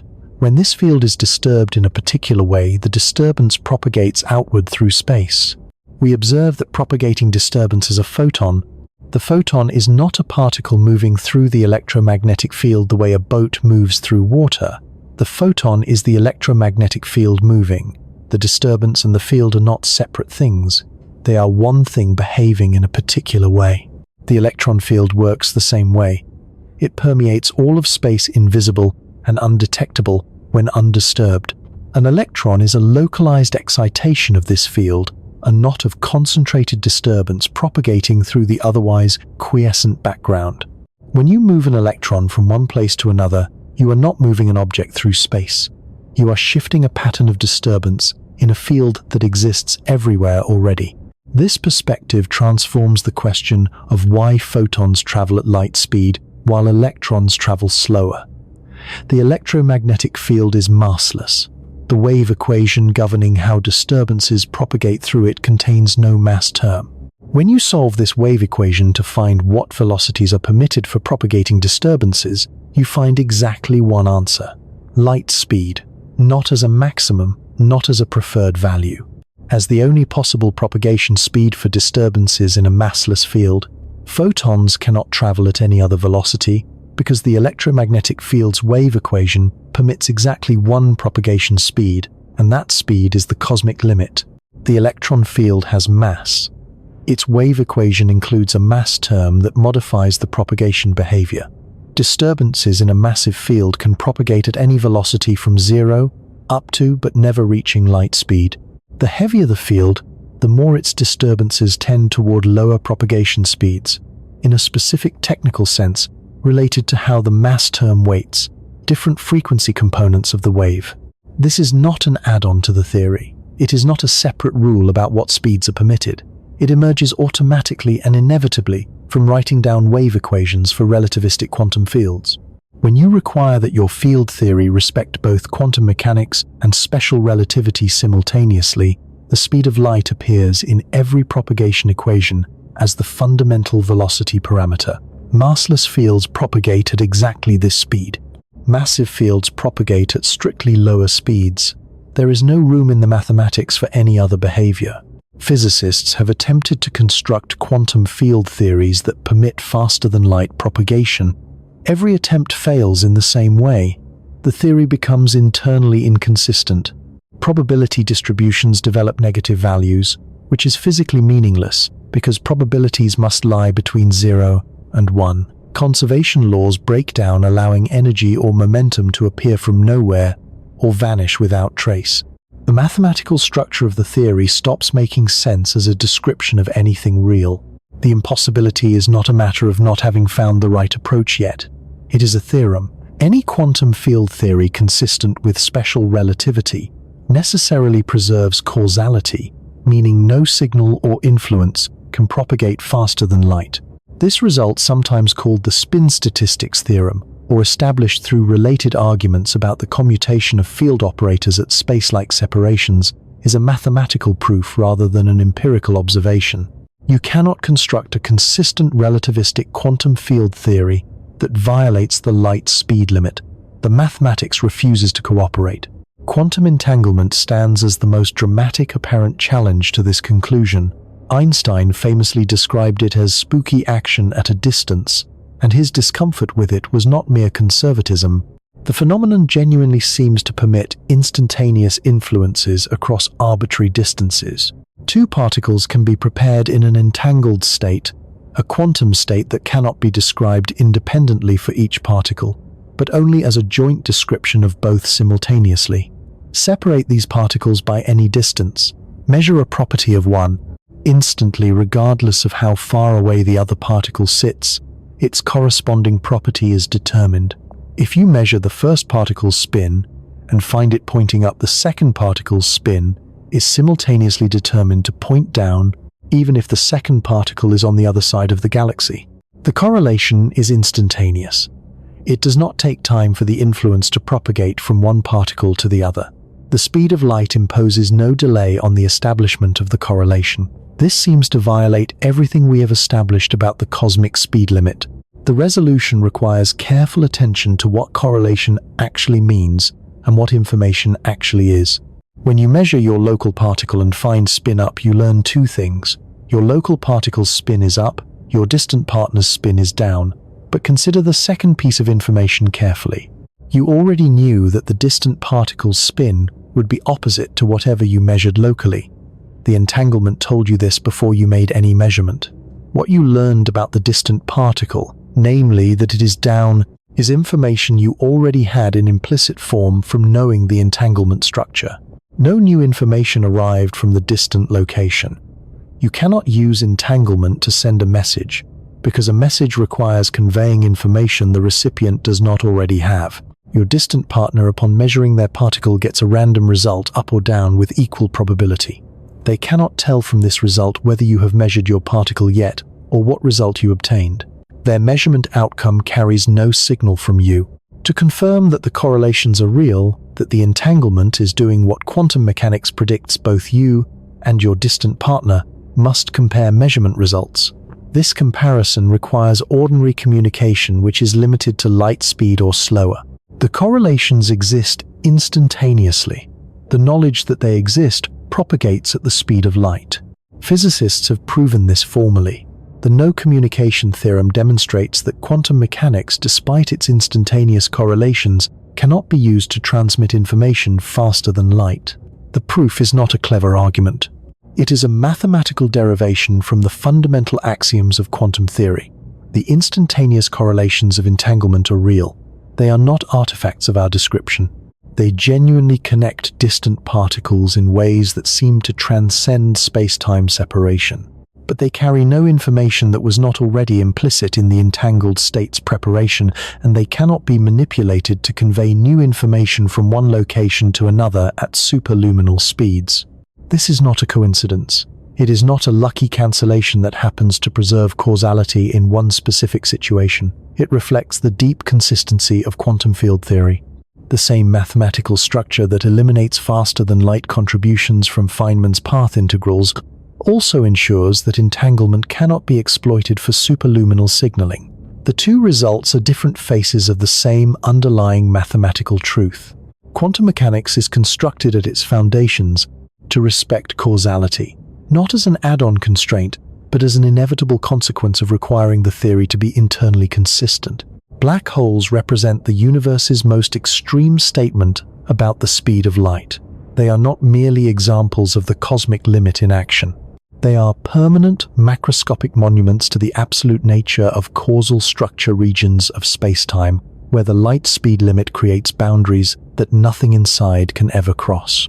A black hole forms when matter is compressed into a sufficiently small region that the escape velocity at its surface equals the speed of light. Since nothing can exceed light speed, nothing escapes. Not light, not radiation of any kind, not information, not any physical influence whatsoever. The region is permanently sealed from the external universe, not by any material barrier, not by any force, but by the geometric structure of space-time itself. The boundary of this region is called the event horizon. It is not a surface in the ordinary sense. You could pass through it without feeling any force or encountering any matter. Locally at the event horizon, space-time looks perfectly ordinary. No alarm sounds. No barrier blocks your path, yet crossing the event horizon is a one-way journey of infinite consequence, because once inside, the geometry of space-time has changed in a way that makes escape not merely difficult, but geometrically impossible. Inside a black hole, the direction toward the singularity at the center is not a spatial direction, it is the future. Time and space swap their roles in a specific technical sense. Every time-like path inside the horizon, every path that a massive object can follow through space-time leads toward the singularity. Not some paths, all paths. Regardless of which direction you point your spacecraft, regardless of how hard you fire your engines, you are moving toward the singularity, because the singularity is your future, not a location in space you might choose to avoid. Escaping a black hole would require traveling backward in time. The light speed limit, which prohibits backward time travel by preventing causally reversed superluminal motion, thus directly creates the black hole's inescapability. The event horizon is a causal boundary, not a physical one. The cosmic speed limit drew it. This connection illuminates something profound. Black holes are not exotic anomalies requiring special treatment outside normal physics. They are the natural consequence of applying the light speed limit to regions where gravity has curved spacetime severely enough. They demonstrate that the cosmic speed limit is not merely a constraint on how fast things move. It is a constraint on how spacetime can be connected, on which events can influence which other events, on the causal architecture of the universe itself. When two black holes spiraling toward each other finally merge, they send ripples outward through the fabric of spacetime. These ripples are gravitational waves, distortions in the geometry of space and time, propagating outward from the merger, like waves spreading across a pond's surface after a stone breaks the water.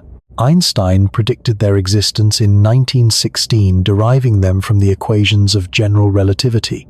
For nearly a century, they remained theoretical, too small to detect, generated by events too distant, requiring instruments of sensitivity that did not exist. In September 2015, the Laser Interferometer Gravitational Wave Observatory detected gravitational waves for the first time. The signal had originated approximately 1.3 billion light-years away from two black holes, each roughly 30 times the mass of our Sun, spiraling together and merging in a fraction of a second. The collision released more energy in that instant than all the stars in the observable universe emit in that same interval. The gravitational waves from this catastrophe crossed 1.3 billion light-years of space and arrived at Earth as a distortion in the geometry of spacetime, so small that it changed the length of the detector's 4-kilometer arms by less than 1,000th the diameter of a proton. The instruments detected it anyway. This detection allowed physicists to measure the speed of gravitational waves with precision impossible in any laboratory. By comparing the arrival times at detectors separated by thousands of kilometers and by analyzing the waveform's detailed structure, researchers determined that gravitational waves propagate at a speed matching light speed to better than 1 part in a million billion. Gravity and electromagnetism travel at exactly the same velocity. The graviton, the hypothetical quantum particle of gravity, is massless. Its field propagates at the only speed a massless field can propagate, the same speed at which the electromagnetic field propagates, the same speed at which all massless fields must propagate, the speed of causality itself. This universality is the deepest confirmation that the light speed limit is not a property of light. It is a property of space-time. Every massless field, every force carrier without rest mass, propagates at this speed, because this speed is built into the geometric structure within which all fields exist. Changing the speed of light would require changing the geometry of spacetime itself, changing the relationship between spatial and temporal dimensions, changing what it means for events to be connected or disconnected in a causal sense. The universe is not enforcing a speed limit. The universe is a spacetime geometry with a specific structure, and that structure has a characteristic velocity baked into it at the most fundamental level. We call that velocity the speed of light, because light was the first thing we noticed traveling at it. We should call it the speed of spacetime, the speed at which spacetime communicates with itself. Feynman understood this. His diagrams encoded it visually. His path integrals demonstrated it mathematically. His entire approach to quantum field theory built it in at the foundation rather than imposing it as an external constraint.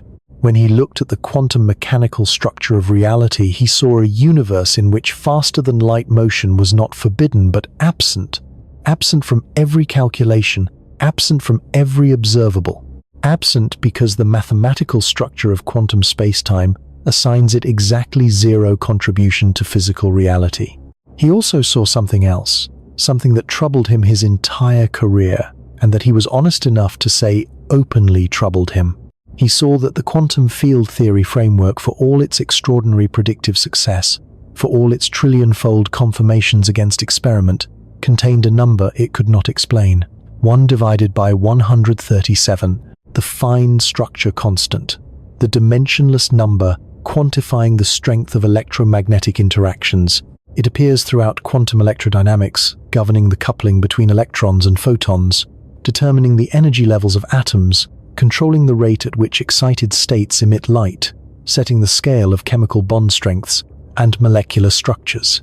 Everything chemistry does, everything biology does, at the molecular level, depends on this number having the value it has.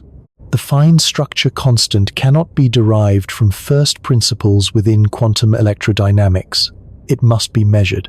The theory accepts it as an input and makes predictions based on it, predictions that then agree with experiment to extraordinary precision.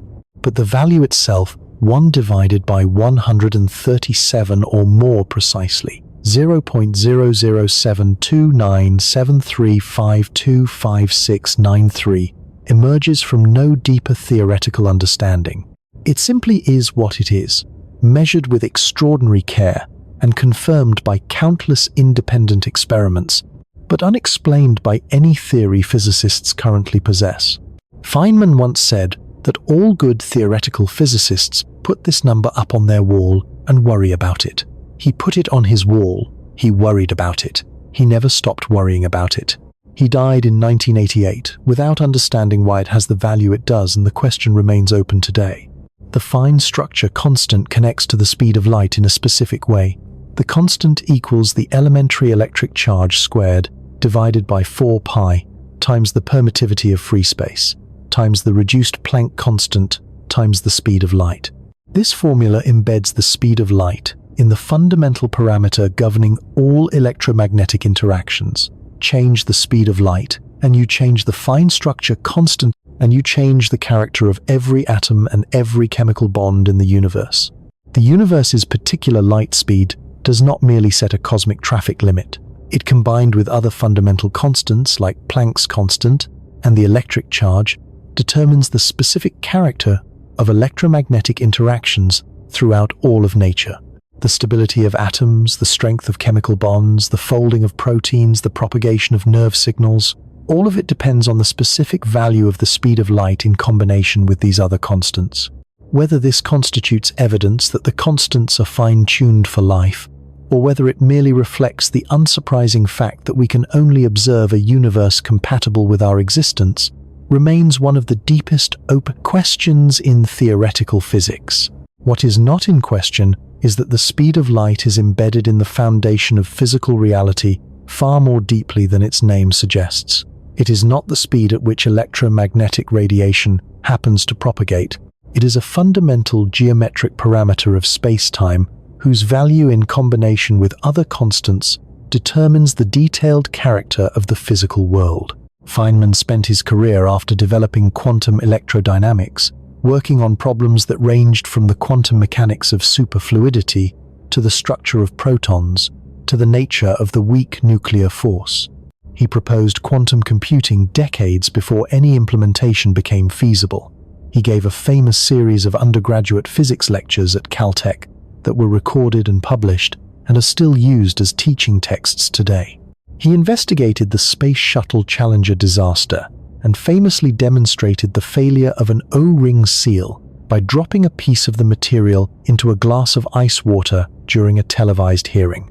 Throughout all of it, he carried the visual imagination that had characterized him since childhood, the ability to see physics rather than merely calculate it, the willingness to build new frameworks from first principles rather than working within existing ones, the insistence on connecting mathematical abstractions to concrete physical pictures. His path integral formulation endures as his most fundamental contribution to theoretical physics. It provides the framework within which all modern quantum field theories are formulated and calculated. String theory is formulated using path integrals. Loop quantum gravity uses path integrals. Every extension of the standard model of particle physics that theorists have explored over the past half-century relies on the mathematical machinery Feynman developed in those years after the war. Working at Cornell, thinking in pictures, seeing particles take every possible path simultaneously, and asking what the sum of all those paths actually means. What it means in the end is this: the universe processes reality by summing contributions from every possibility. Every path a particle might take, every configuration a field might adopt, every history the universe might have had, all contribute their probability amplitudes to what actually happens. The contributions that survive this summation process, the ones that add constructively rather than cancelling, constitute physical reality. The contributions that cancel that sum to zero are absent from every observable. Faster than light paths cancel, every single one, not approximately, not in most cases, exactly and completely in every calculation for every observable quantity with a precision that quantum electrodynamics has confirmed to 1 part in 1 trillion. The speed of light is the speed of reality, the rate at which the universe can update itself, the maximum tempo at which cause can produce effect, not because the universe prohibits faster tempos, but because faster tempos contribute nothing to the physical world that actually exists. They are written into the mathematics. They cancel out of the physics. This is what Feynman found. This is what Einstein pointed toward without being able to fully articulate. This is what a century of experimental confirmation from muon detectors to particle accelerators to GPS satellites to gravitational wave observatories has validated with a precision that leaves no room for doubt. The barrier is not a wall. It is the edge of reality itself. Every event in the universe sits inside a cage it cannot see. The cage has no walls. It exerts no force. You cannot touch it, cannot measure it with any instrument, cannot detect it through any physical sensation. Yet it is more absolute than any material barrier ever constructed, more confining than any prison ever built, more permanent than any boundary ever drawn across any landscape in the history of human civilization. Physicists call it the light cone. Picture yourself at a single point in space-time. Not a point in space, but a point in space-time, meaning a specific location at a specific moment. Right here, right now, as these words reach your eyes. From this point, light radiates outward in every direction, simultaneously expanding as a sphere growing at the cosmic limit. 1 second from now, that sphere of light has a radius of roughly 3,000,000 kilometers. 1 year from now, its radius measures 1 light year. 1 million years from now, 1 million light years. The sphere expands forever, always at the same rate, always at the same speed, always marking the absolute boundary of how far any influence originating from this moment, this location can ever reach. This expanding sphere traces out a cone in spacetime. Time runs upward on the diagram. Space extends outward in the perpendicular directions. The cone opens upward into the future, its surface marking the outermost possible reach of any causal influence from the event at its apex. Nothing you do right now, no signal you send, no force you exert, no information you transmit, can reach any point outside this future light cone, before that point has passed into its own future. The cone is the absolute limit of your influence on the universe. Behind you, the same geometry applies in reverse. A cone opens downward into the past, its surface marking the outermost reach of any event that could have influenced your current moment. Light emitted anywhere on the surface of this past light cone has traveled exactly long enough to arrive at your location right now. Events inside the past cone happened close enough and long enough ago that their light and their causal influence have had time to reach you. Events outside the past cone are permanently beyond your history, not because they did not happen, but because they happened too recently or too far away for any influence from them to have reached your location yet. Between the future cone above and the past cone below lies a vast region physicists call the elsewhere, space-like separated events, moments and places that are neither in your future nor your past in any absolute sense. They cannot influence you. You cannot influence them.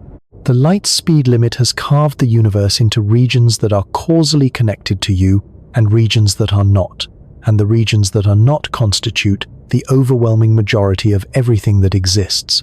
Consider the size of your causal past. The universe is approximately 13.8 billion years old. Your past light cone extends backward through all of that time, widening as it reaches earlier and earlier epochs encompassing everything that could have contributed causally to this moment. The volume of space-time inside your past light cone is enormous by any human measure. Billions of cubic light-years, countless galaxies, trillions of stars. And yet this volume constitutes a vanishingly small fraction of the total space-time the universe contains. The observable universe, the region from which light has had time to reach us, since the Big Bang, extends roughly 46 billion light-years in every direction. That number requires immediate explanation because the universe is only 13.8 billion years old. Light traveling since the beginning of time should have reached at most 13.8 billion light-years away. How can the observable boundary lie at 46 billion light-years? The answer is expansion. Space itself has been stretching since the moment of the Big Bang, carrying galaxies apart from each other. Not because the galaxies are moving through space, but because the space between them is growing. Light that left a distant galaxy 13 billion years ago traveled through space that was itself expanding as the light crossed it. By the time that light arrives at Earth, the galaxy that emitted it has been carried much further away by the cumulative expansion. The source is now 46 billion light-years distant, even though the light it emitted traveled for only 13.8 billion years to reach us. This means we are seeing that galaxy not as it is, but as it was 13 billion years ago when it was much closer to us and the universe was much younger. Every object in the night sky is a message from the past. The further away the object, the further back in time the message was sent. The most distant light we can detect, the cosmic microwave background radiation that fills the entire sky with a faint glow of ancient photons, was emitted roughly 3,800,000 years after the Big Bang, when the universe had cooled enough for electrons and protons to combine into neutral hydrogen atoms for the first time. That light has been traveling toward us for 13.8 billion years. The matter that emitted it now, sits approximately 46 billion light-years away. Beyond that distance, we see nothing, not because space ends, not because there is nothing there, but because light from beyond that boundary has not had time to reach us yet. The universe almost certainly continues beyond our observable horizon, possibly forever filled with galaxies and stars and whatever else the universe produces in large quantities. We simply cannot see it. No instrument we build, no matter how sensitive, can detect objects beyond the cosmological horizon, because no light from those objects has yet arrived. This boundary is not static. As time passes, more distant regions come into view. Light from galaxies slightly beyond our current horizon is traveling toward us right now, and in another billion years it will arrive, and those galaxies will enter our observable universe for the first time. The horizon expands as the universe ages, but here the situation becomes genuinely strange, genuinely troubling in a way that sits with you differently after you have truly absorbed what it means. The expansion of the universe is accelerating. Something called dark energy, for want of a better name, is pushing space apart at an increasing rate. Distant galaxies are not merely moving away from us, they are accelerating away from us.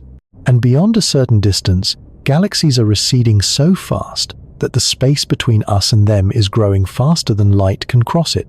This does not violate the speed of light.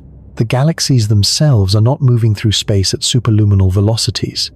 It is the space between us and them that is growing. There is no prohibition against space expanding at any rate, but the consequence is the same as if those galaxies were moving away faster than light. Light they emit today will never reach us. The gap between us grows faster than the light can close it. Those galaxies have crossed beyond our cosmic horizon, not just for now, but permanently. They are gone from our observable universe forever, not because they cease to exist, but because the geometry of an accelerating universe has permanently severed the causal connection between us. At this moment, there are galaxies that we can still see because the light they emitted billions of years ago is still reaching us, but that we can never send a message to. The light from those galaxies that is arriving at our telescopes today left them before they crossed our horizon. They are visible in our past, but unreachable in our future. Looking at them is like receiving a letter from someone who died before it arrived. The connection exists in the record of the past. It no longer exists in the living present. And the situation will worsen. Dark energy will continue to accelerate the expansion. Galaxies that are currently within our reach, galaxies we could in principle communicate with, given sufficient time, will eventually be carried beyond our horizon. In approximately 150 billion years, virtually all galaxies except those gravitationally bound to our local group will have crossed beyond our permanent horizon. They will have vanished from the observable universe as completely as if they had never existed, at least from the perspective of any observer remaining in our cosmic neighborhood. The astronomers of that distant era, if any exist, will look out at a universe that appears to contain only a handful of galaxies, the members of our local group merged by then into a single massive elliptical galaxy. The sky will appear otherwise empty. The cosmic microwave background radiation shifted to wavelengths billions of times longer than it is today by the accumulated expansion will have fallen below any conceivable detection threshold. The evidence of the Big Bang will be gone. The evidence of cosmic expansion will be gone. Every galaxy that currently fills our night sky with evidence of a vast and ancient cosmos will have retreated beyond the horizon of permanent causal isolation. Those future astronomers will have no way to know they are missing most of the universe. They will have no evidence that other galaxies ever existed.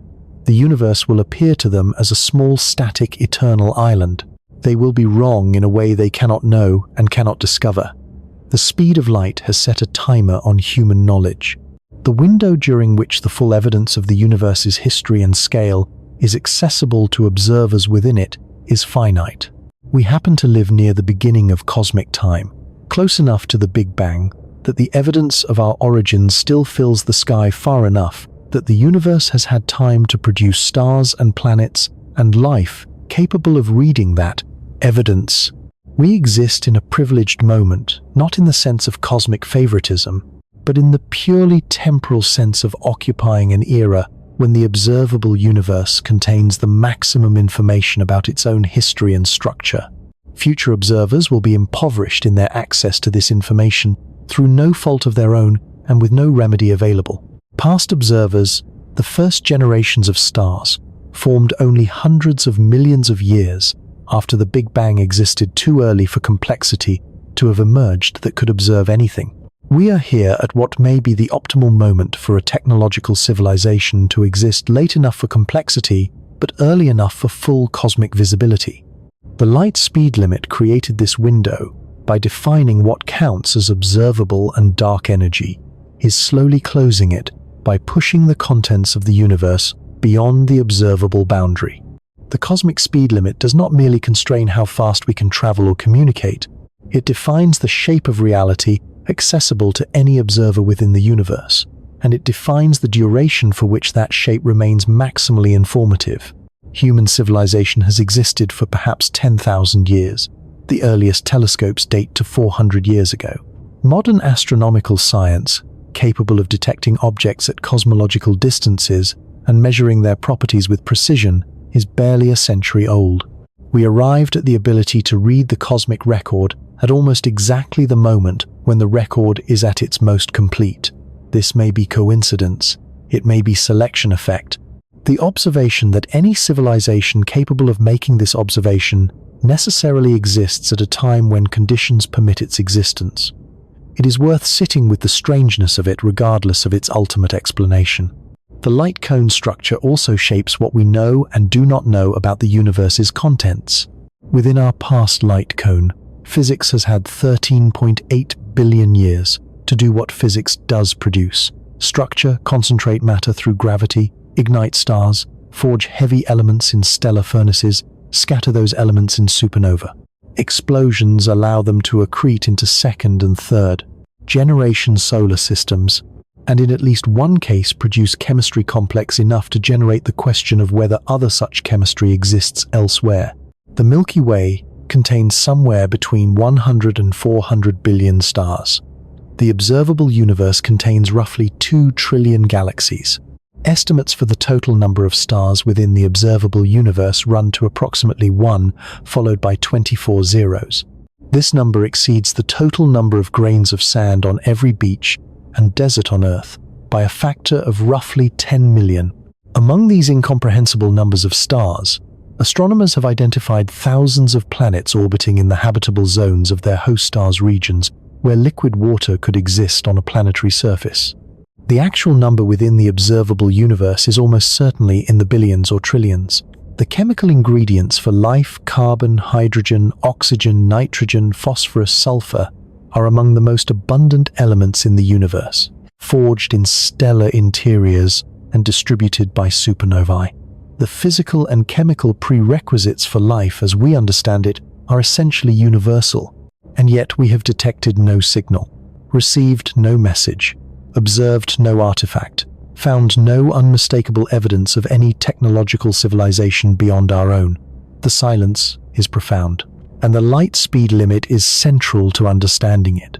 Even if technological civilizations are common, even if they are distributed throughout the galaxy at densities that would make our cosmic neighborhood seem populous, the light speed limit creates barriers that might be insurmountable for communication purposes. The nearest star system, Alpha Centauri, lies 4.37 light-years away. A message sent today at light speed, the fastest any message can ever travel, would arrive there in 4.37 years. A reply would take another 4.37 years. A conversation in any meaningful sense would operate on timescales of decades per exchange. The Milky Way spans roughly 1,000,000 light-years. A message sent from one side of the galaxy to the other takes 1,000,000 years to arrive. Civilizations separated by the width of the galaxy could not maintain any conversation that would be recognizable as such to minds evolved for interactions on human timescales. They could exchange libraries. They could transmit the accumulated knowledge of their civilizations across the gulf. But by the time a reply arrived, 100,000 years would have elapsed. The civilization that sent the original message would be unrecognizably transformed or extinct. The Andromeda Galaxy, our nearest large galactic neighbor, lies approximately 2.5 million light-years distant. A message to Andromeda sent by the most advanced telecommunications technology conceivable, propagating at light speed through the void, would arrive 2.5 million years from now. Homo sapiens has existed for approximately 3,000,000 years. The beings who receive that message, if any exist, to receive it, will be as different from us as we are from the common ancestor we share with chimpanzees. The light speed limit does not merely slow communication between civilizations. It may make any meaningful exchange impossible across most cosmic distances, even in a universe brimming with life. The cosmos may be filled with voices speaking into a void, each civilization's transmissions expanding outward at the cosmic limit, crossing the galaxy in 100,000 years, crossing the local group in a few million years, eventually washing across billions of galaxies in billions of years, but arriving at each destination so long after being sent that the sender is gone, transformed beyond recognition, or simply waiting for a reply that will not come until the universe is older by a factor they could not survive to. Witness. This is the Fermi paradox, reframed through the lens of the light speed limit. Not merely the question of why we see no signs of other civilizations, but the deeper recognition that even if the universe teems with them, the cosmic speed limit may impose a silence so comprehensive that detection becomes essentially impossible within the timescales of any individual. Civilization's existence. The universe may be full of voices and empty of conversations. The silence we observe is not necessarily evidence of absence. It may be evidence of distance, of the unbridgeable gaps the light speed limit carves between islands of complexity scattered through an expanding cosmos. You exist inside a light cone that contains everything that has ever mattered to your existence. The photons carrying images of your childhood entered your past light cone long ago. The gravitational influence of the sun, which holds Earth in its orbit and makes your life possible, propagates at light speed and has been arriving continuously for the entire history of our solar system. The cosmic microwave background photons that cosmologists use to map the early universe arrived from the boundary of your past light cone, the farthest edge of the universe that has had any causal contact with you whatsoever. Everything outside that cone is in the deepest physical sense not your universe. It has not influenced you. You have not influenced it. The causal structure of space-time has divided existence into regions that share history and regions that do not, and the boundary between them is drawn at precisely the speed of light. This might feel like loss. The universe is unimaginably vast, and the light speed limit confines us to a small and shrinking fraction of it. The galaxies we can see are already mostly beyond our reach, carried away by expansion. The galaxies we cannot see may never enter our causal future. We are cosmically isolated in a way that no amount of technological advancement can fully overcome. But consider what the alternative would mean. A universe without a cosmic speed limit would be a universe without reliable causal structure. Without a maximum speed of influence, there would be no guarantee that causes precede effects. Events in your past could be influenced by your future actions. Events in your future could be determined by choices not yet made.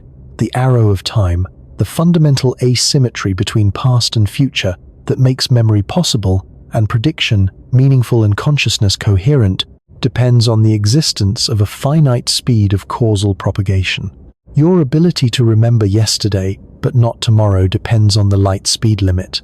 Your ability to plan for next year based on knowledge of last year depends on it. The entire logical structure of experience, the way causes accumulate into history, and history shapes present possibilities, is built on a universe where information travels at finite speed and causality flows in one direction. The light cone is not a cage. It is the structure that makes thought possible.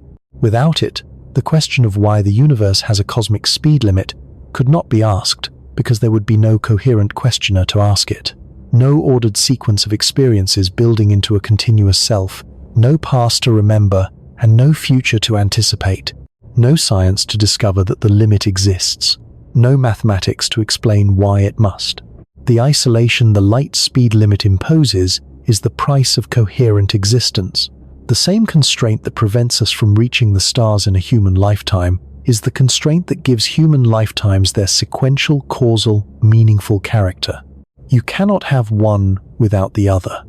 The universe that contains you was required to have a finite speed of causality, or nothing within it could have developed the complexity needed to ask why. This is the existential weight of the discovery that began with Galileo on a hillside in Florence, was refined by Roma, watching Io disappear into Jupiter's shadow, was given mathematical form by Einstein in a Swiss patent office, and was grounded in the deepest structure of quantum reality by Feynman in the years after a war that had demonstrated with terrible clarity how much damage physical knowledge wielded carelessly could do. The speed of light is the speed of the universe's self-knowledge, the rate at which one part of existence can know about another, the maximum tempo at which the cosmos can be in conversation with itself. We are the universe's conversation with itself, made possible by the very limit that constrains us. Time only runs in one direction. This seems so obvious that stating it feels almost embarrassing. Of course, time runs forward. Of course, yesterday preceded today and today will precede tomorrow. Of course, you remember the past and not the future. Of course, causes come before effects. The directionality of time is the most immediate and universal feature of human experience, more fundamental than any sensation, more certain than any belief, more deeply embedded in the structure of consciousness than any concept we have ever formed. And yet the fundamental laws of physics are almost entirely indifferent to which direction time flows. Write down Newton's laws of motion, run them backward. The resulting physics is equally valid. A film of billiard balls colliding played in reverse shows collisions that obey every physical law with perfect fidelity. Write down Maxwell's equations governing electromagnetic phenomena. They work equally well in both temporal directions. Write down the Schrödinger equation governing quantum mechanics. Time reverse it. You get equally valid quantum mechanics. Write down Einstein's equations of general relativity describing gravity and the curvature of space-time. Reverse time in them. The mathematics remains consistent. The fundamental equations do not contain a preferred direction of time. They do not specify which way cause flows to effect. They do not distinguish the past from the future in any fundamental sense. They would be equally satisfied describing a universe in which time ran backward, in which effects preceded causes, in which entropy spontaneously decreased and order emerged from chaos without any external input. Such a universe would be utterly alien to experience. It would be physically lawful and experientially impossible. The equations permit it. Reality refuses it. Why? The answer involves a quantity called entropy, a measure of disorder that always increases in closed systems.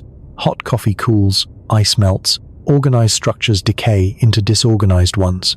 The universe evolves from ordered states to disordered states, never spontaneously in the reverse direction.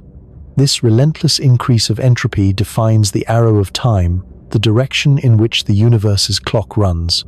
The future is the direction in which entropy increases. The past is the direction from which it came. But this explanation only relocates the question. Why does entropy increase toward the future rather than the past? If the fundamental laws permit either direction equally, why does the universe consistently evolve toward greater disorder rather than lesser? Why is the initial state of the universe, the Big Bang, a state of extraordinarily low entropy, with matter and energy concentrated and organized in ways that allow entropy to increase ever since, rather than a state of maximum entropy from which no further increase is possible?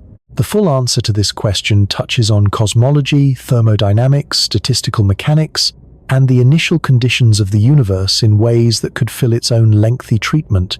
But the light speed limit plays a specific and underappreciated role in the story that belongs here.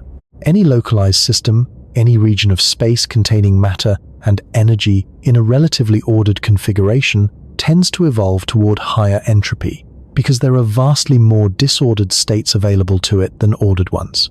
A gas released into a vacuum spreads to fill the available space, not because some force pushes it outward, but because the spread-out configurations are overwhelmingly more numerous than the concentrated ones. A shuffled deck of cards is vastly more likely to be disordered than ordered because the number of disordered arrangements exceeds ordered arrangements by astronomical factors.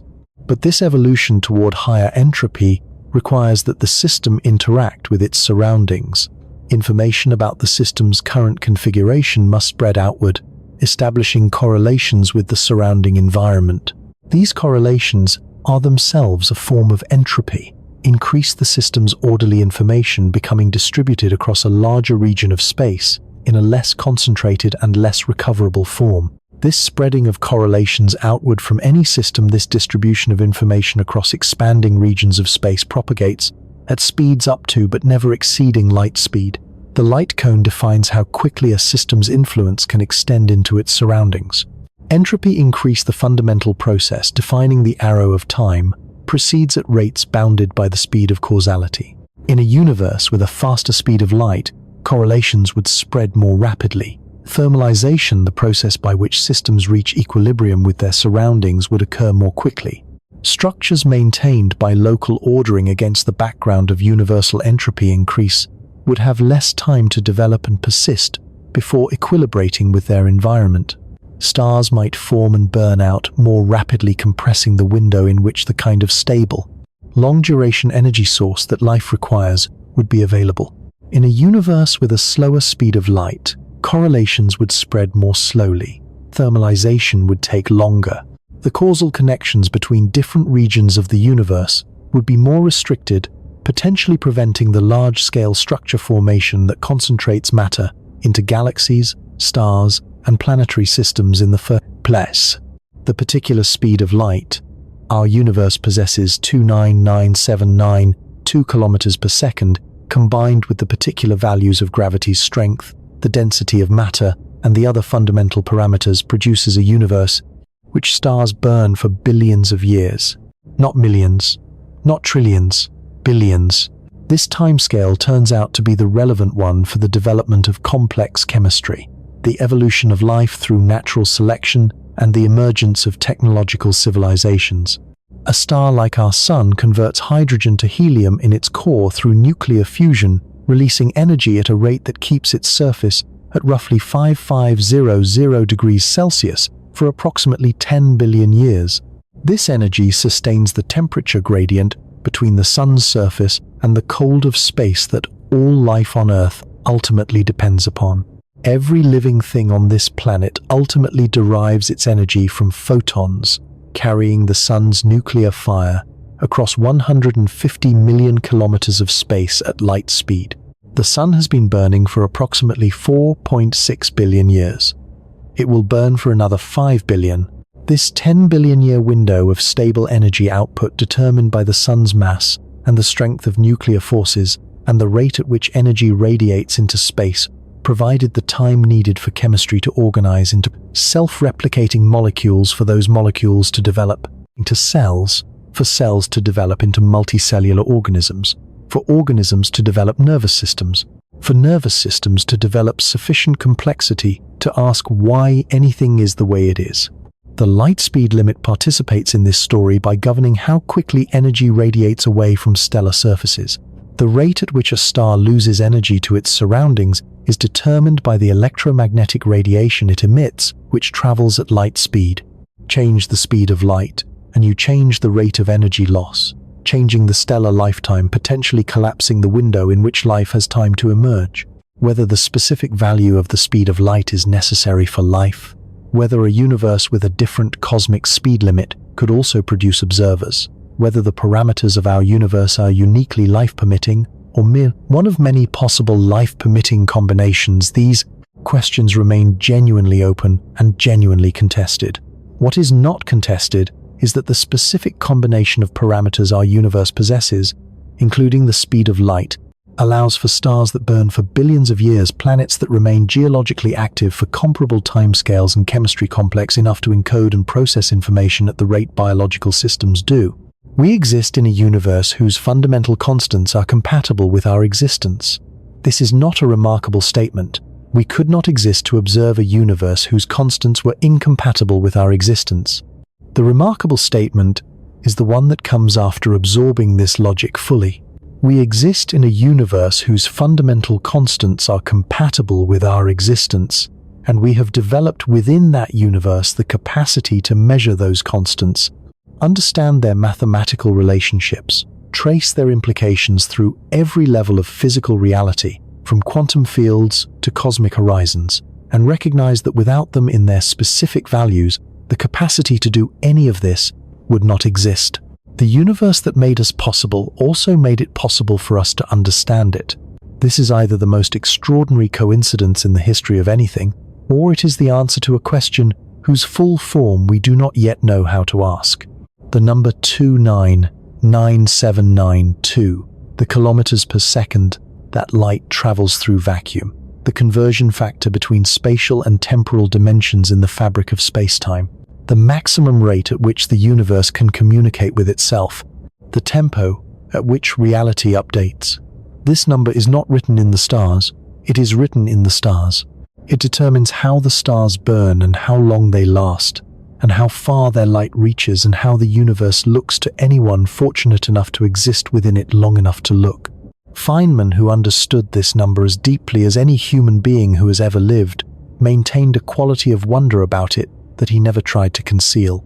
He was capable of deriving the most technically sophisticated results in theoretical physics, and in the same afternoon explaining the same physics to a child using only words and gestures, and he claimed without false modesty that the ability to do both was the same ability, understanding something deeply enough to calculate it, and understanding it deeply enough to see it clearly were, for him, the same achievement approached from different directions. He saw the speed of light as a window into the structure of space-time that happened to be labeled with the name of electromagnetic radiation.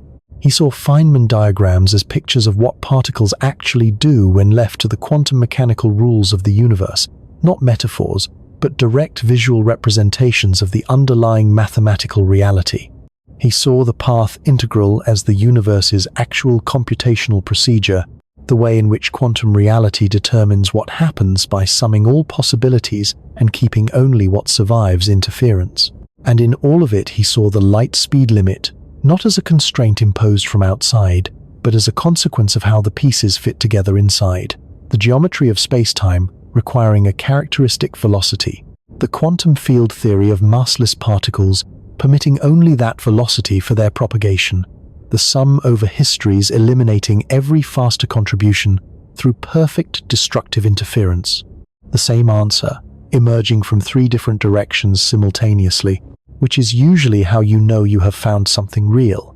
Einstein saw the what, Feynman saw the why. Together they described a universe in which the speed of causality is not an arbitrary parameter chosen by some cosmic administrator, but a necessary feature of any consistent, relativistic quantum theory of fields. Change it, and the theory loses coherence. Keep it, and the theory achieves the most precisely confirmed predictions in scientific history. The universe we inhabit is the universe in which these pieces fit together. We did not choose it.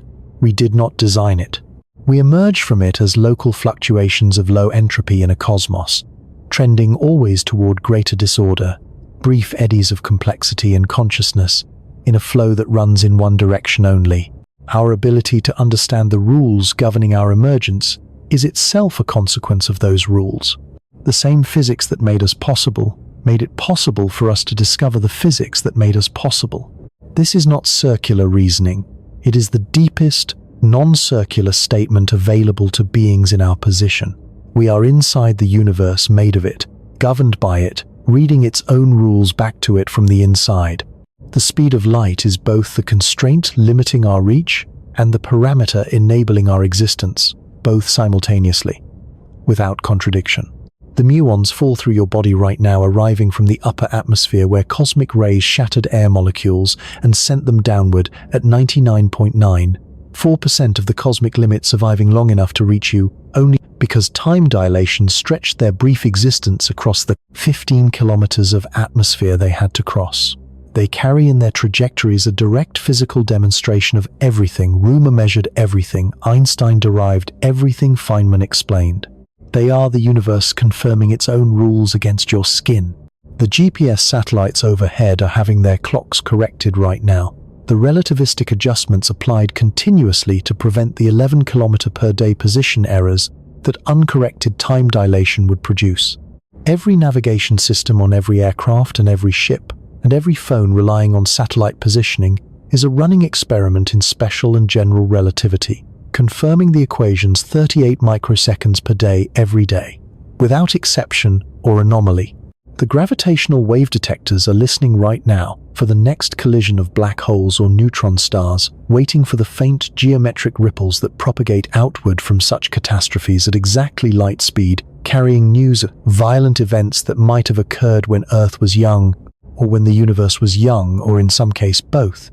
The detectors will find what they are looking for, because the equations predict what to look for, and the equations are correct. And somewhere in the universe right now, at distances we will never be able to measure because the light from those regions has not yet reached us, and may never reach us, events are occurring that would astonish us if we could observe them. Stars are dying, galaxies are colliding, perhaps minds are forming around warm stars and asking the same questions we are asking in whatever form.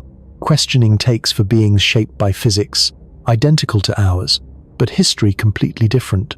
We will never know. The light cone prevents it. The causal structure of space-time draws a boundary around what we can know and what we can affect, and beyond that boundary lies a universe that is real, that is governed by the same physics we have spent centuries uncovering, and that is forever beyond our reach. This should feel like loss, and in some sense it is, but it is the loss that comes with being real, with being physical, with being embedded in a universe that has rules and geometry, and a specific speed at which cause produces effect. Beings not subject to such constraints would not be physical beings. They would not be beings at all in any sense we can coherently imagine. The speed of light is the price of existence, and existence, even constrained existence, even existence confined to a small corner of an unimaginably vast cosmos, even existence measured in decades against a universe measured in billions of years, is the most extraordinary thing the universe has managed to produce.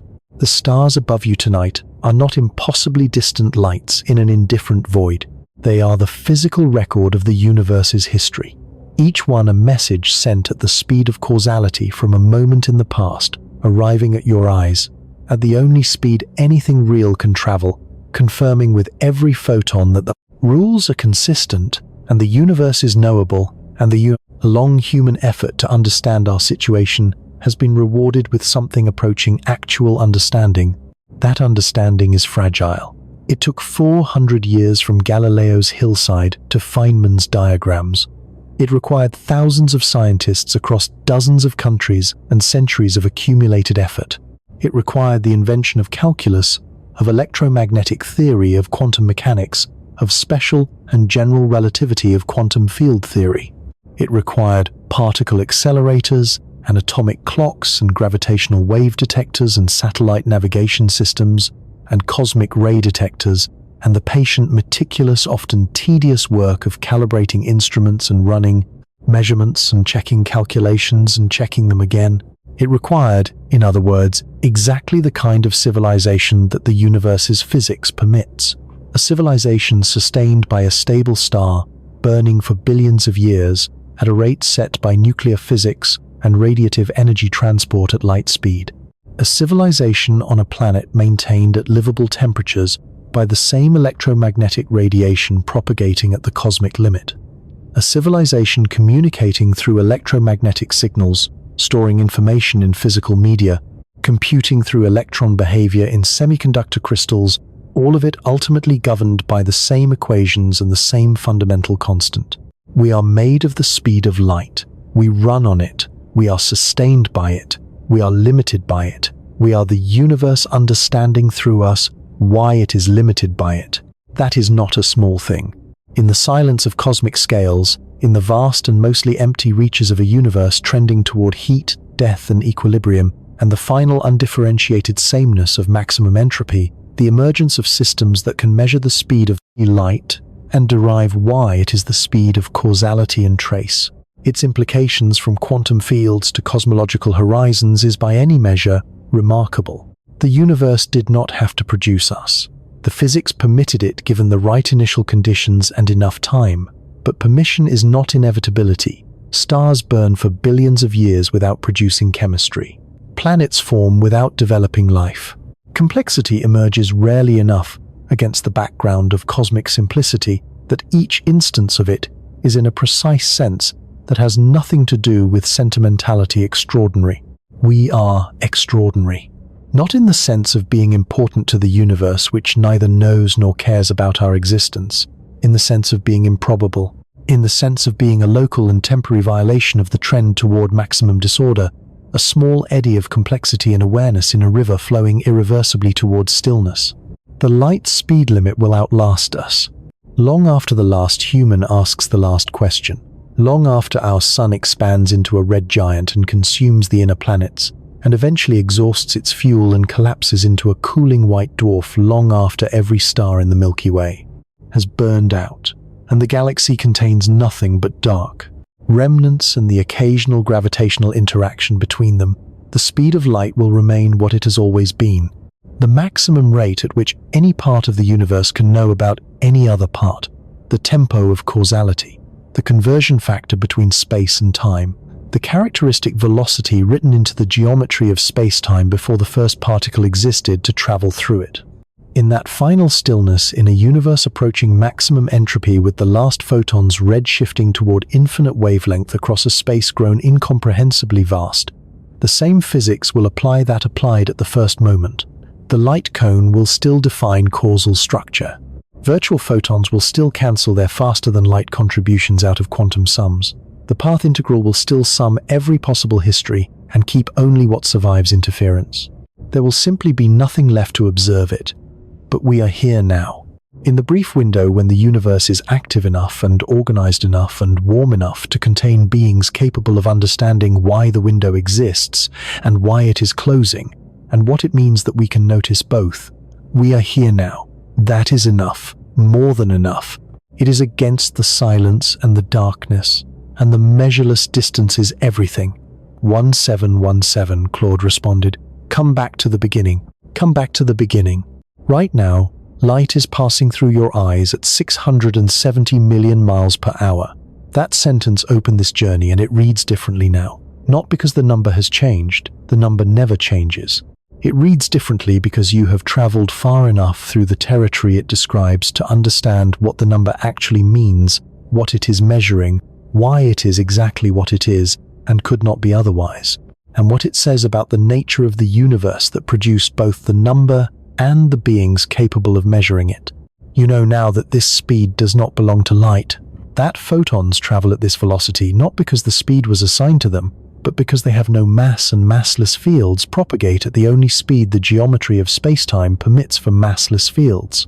You know that this speed was present before the first photon existed, written into the structure of spacetime itself at a level deeper than matter, deeper than energy, deeper than the forces governing how matter and energy interact. You know that it is not the speed of light, it is the speed of causality, the maximum rate at which any cause can produce any effect anywhere in the cosmos.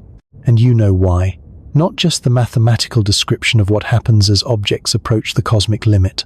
Not just the equations predicting time, dilation, and length contraction, and the asymptotic energy requirements that make reaching light speed impossible for anything with mass. You know the deeper reason, the quantum mechanical reason, the reason that lives at the foundation of physical reality itself. Feynman showed us. In that visual, unconventional, irreverent way of his building new frameworks from first principles, rather than working within existing ones, he showed us that the path integral formulation of quantum mechanics assigns every faster-than-light path exactly zero physical reality, not because such paths are blocked, not because some mechanism intercepts them, because the mathematical structure of quantum mechanics, when combined with the geometric structure of relativistic spacetime, produces perfect destructive interference for every superluminal contribution to every observable quantity. The contributions are written into the sum. They cancel out of the physics. There is nothing on the other side of the barrier to travel to, because faster-than-light contributions do not survive the quantum summation process that constructs reality from possibility. The barrier is not a wall. It is the edge of what exists. This understanding was built across 4 centuries and thousands of human lives. Galileo on his hillside in 1638, measuring nothing but learning from the nothing that the speed of light exceeded any terrestrial scale he could arrange. Roma at the Paris Observatory, noticing that Io arrived late when Earth was far from Jupiter, and early when Earth was close, and recognizing in that drift not an imperfection in orbital mechanics, but the travel time of light across the solar system. Bradley measuring stellar aberration and confirming Roma's order of magnitude from a completely independent direction. Fizeau and Foucault bringing the measurement down to Earth with rotating wheels and mirrors. Michelson spending decades refining precision, and then with Morley finding the result that broke the theoretical framework everyone had trusted. The ether did not exist. Light moved at the same speed for all observers regardless of their motion. These 2 facts, confirmed beyond any possibility of doubt, demanded a new understanding of space and time. They demanded Einstein, a 26-year-old patent clerk in Bern, Switzerland, who had been thinking about chasing light beams since he was 16 years old, who had been dismissed by the academic establishment as insufficiently deferential to established authorities, who worked his most revolutionary ideas out not in a laboratory or a university seminar room, but during lunch hours at a federal patent office, reviewing applications for mechanical inventions. He published his paper on the electrodynamics of moving bodies in 1905, with no citations, no institutional affiliation that announced the weight of tradition behind it, no fanfare of any kind. It described a universe in which space and time were not separate, absolute quantities, but interwoven aspects of a single 4-dimensional fabric, in which moving clocks ran slow and moving objects grew short in the direction of motion, in which the energy required to accelerate a massive object grew without bound as velocity approached the cosmic limit, in which mass and energy were the same thing measured in different units with the speed of light squared as the conversion factor between them. Every word was right, every prediction confirmed, every experimental test passed, every precision measurement validated, the muons falling through the atmosphere, the protons circling in the Large Hadron Collider at 99.9999991% of light speed, the GPS satellites having their clocks corrected by exactly the relativistic amounts every day, without exception, the gravitational waves from merging black holes propagating at exactly light speed across 1.3 billion light-years of space and arriving at detectors on Earth with precisely the waveform Einstein's equations predicted a century before the instruments existed to detect them. The universe agreed with Einstein because Einstein had understood the universe. And then Feynman, born 37 years after Einstein published Special Relativity, inheriting a theoretical framework that could not make finite predictions for the simplest possible systems, working through the crisis of infinities that threatened to dissolve quantum electrodynamics, entirely finding his way through renormalization to something deeper than a calculation technique, finding the path integral formulation, finding the sum over histories, finding that particles take every possible path simultaneously, and that classical behavior emerges from the constructive interference of paths near the classical trajectory, while all other paths cancel, finding that faster-than-light paths cancel most completely of all, perfectly, absolutely, without exception or remainder. His diagrams gave physicists a visual language for quantum interactions that remains standard equipment for every particle physicist alive today. His path integrals gave theorists the mathematical framework within which every successful quantum field theory has been formulated in the decades since. His approach to physics, building visual intuition alongside mathematical precision, trusting the picture as much as the equation, remains a model for how the deepest physical understanding is achieved. He did not solve the fine structure constant. He did not explain why electromagnetic interactions have the particular strength they have, why 1 divided by 137 rather than some other value. He said openly that this was one of the great mysteries, put it on his wall, worried about it, and died without resolving it. Some of the deepest questions are like that. You can understand everything around them and still not know why the center has the particular value it has. But he understood the speed of light, not just its value, but its nature. Not just what it constrains, but why those constraints are absolute. Not just that faster-than-light travel is impossible, but why the concept of faster-than-light travel has no foothold in the mathematical structure of physical reality. The speed of light is not a rule. It is not a prohibition. It is not a barrier erected by some physical mechanism that in principle might be circumvented if the mechanism could be disabled or bypassed or outwitted. It is what the universe is made of. Space-time has a geometry. That geometry has a characteristic velocity built into it at the level of its mathematical definition. Fields propagating through that geometry must respect it. Massless fields propagate at exactly that velocity. Massive fields propagate at strictly lower velocities. Any contribution to the quantum sum that would require faster propagation vanishes from every observable through perfect destructive interference. The sum keeps only what is consistent with the geometry. Everything else cancels. This is not enforcement. This is structure. The difference matters more than it might appear. A speed limit enforced by some mechanism can in principle be beaten if the mechanism fails or is circumvented. A speed limit that is a structural feature of reality itself cannot be beaten because beating it would require reality to have a different structure, which would make it a different reality, not this one. You cannot break the speed of light any more than you can travel to a point north of the North Pole. The question contains a false assumption about what exists. What exists, what actually exists in this universe, is a space-time geometry with a characteristic velocity of 299,792 kilometers per second.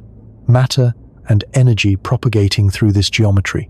Forces mediated by quantum fields that build the causal structure of the geometry into every interaction.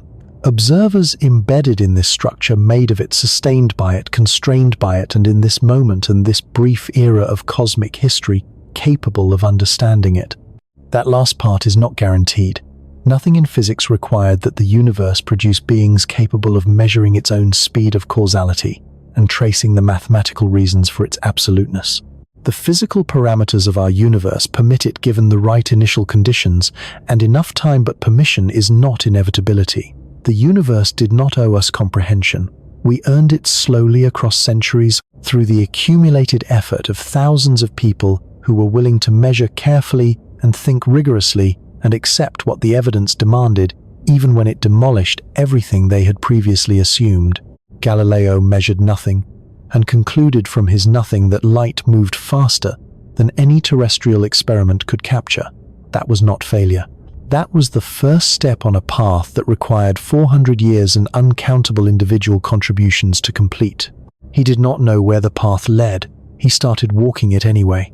Roma looked at a clock in the sky and noticed it running late when Earth was far from Jupiter. Every other astronomer at the Paris Observatory looked at the same data and saw orbital imperfection. Roma saw the speed of light. The difference between those two interpretations is not intelligence or education or access to better instruments. It is the willingness to consider a possibility so radical that most minds reflexively exclude it. Einstein stared at an apparent paradox, a thought experiment about chasing light beams that everyone else had set aside as too speculative to pursue, and instead of setting it aside, he followed it all the way to its conclusion. The conclusion was that space and time were not what anyone had thought they were. He published it anyway. Feynman drew pictures when everyone else wrote equations, and in the pictures he saw something the equations had been encoding without anyone noticing. He saw that particles took every possible path. He saw that the paths that survived the quantum sum were the ones whose contributions added constructively. He saw that faster-than-light paths cancelled perfectly and completely. He turned the seeing into mathematics, and the mathematics into diagrams, and the diagrams into a framework that physicists still use every day. These were not superhuman achievements. They were deeply human ones. The quality they all share is not raw intellectual power, though all the people involved were formidably capable. The quality they share is a refusal to accept comfortable assumptions when the evidence suggests the assumptions might be wrong. A willingness to follow an implication wherever it leads, regardless of how uncomfortable the destination. A capacity to sit with strangeness long enough for it to become familiar, which is another word for understanding. This is what physics is, not a collection of facts, but a practice of confronting reality on its own terms rather than ours. The universe is under no obligation to be intuitive. It is under no obligation to operate at scales we can directly perceive or velocities we can directly experience or through mechanisms we can directly visualize. It simply is what it is, and we either understand it on its terms or we misunderstand it on ours. The speed of light is 299,792 kilometers per second. This is the tempo of reality, the rate at which space-time communicates with itself. The maximum speed at which any cause can produce any effect in this universe, or any universe built on the same geometric foundation. It is written into the structure of existence at a level so fundamental that removing it would not produce a different universe. It would produce no universe at all. You are inside this structure right now. The photons reaching your eyes are traveling at this speed. The electromagnetic forces holding the atoms of your body together are mediated by virtual photons that enforce this speed in every interaction. The gravitational field binding you to Earth propagates at this speed. The neural signals carrying your thoughts are constrained by this speed. The sun's light sustaining the biosphere that sustains you traveled at this speed across 150 million kilometers of space to reach the surface where you are reading these words. You are not subject to the speed of light. You are made of it. You are a temporary and extraordinarily complex pattern of interactions between quantum fields, all of them governed by the same equations, all of them respecting the same fundamental geometry, all of them participating in the same universal process of cause producing effect at the maximum rate. Structure of space-time permits. The stars you might see tonight, if the sky is clear where you are messages from the past. Each photon reaching your eyes left its source years or centuries or millennia ago, depending on the distance, and traveled at exactly 299,792 kilometers per second to reach you at this moment, carrying an image not of what the star is, but of what it was when the photon departed. The star you see may no longer exist. It may have exploded, collapsed, cooled. What reaches you is not the star, but the record of the star propagating through space-time, at the only speed records can propagate, confirming with each photon that the geometry holds and the rules are consistent, and the universe is the same, universe from one end to the other. This is the most extraordinary thing we know about the cosmos. Not its size, though, the size is beyond comprehension. Not its age, though, the age dwarfs anything in human experience. The most extraordinary thing is the consistency. The same equations describing electron behavior in a laboratory in Geneva also correctly predict the gravitational waves from black holes merging 1 billion light-years away. The same speed of light measured by Michelson in 1879 matches the propagation speed of gravitational waves detected in 2015. The same quantum field theory that predicts the electron's magnetic moment to 1 part in a trillion also describes the particle interactions that powered the first stars. The universe is one thing. It operates by one set of rules. It has one speed of causality, and we, small and temporary and improbable as we are, have managed to figure most of this out. Feynman once said that the pleasure of finding things out is the greatest pleasure of all. He was not being modest or rhetorical. He meant it precisely. The act of understanding something real about the universe, not a story about it or a metaphor for it or an approximation of it, but the actual truth of how it works, is an experience that has no equivalent in human life. It is the closest we come to genuine contact with something outside ourselves, something that was here before us and will be here after us, and operates according to rules that care nothing for our preferences or our intuitions or our comfort. The speed of light does not care that it is inconvenient. It does not care that it prevents us from reaching the stars within human lifetimes.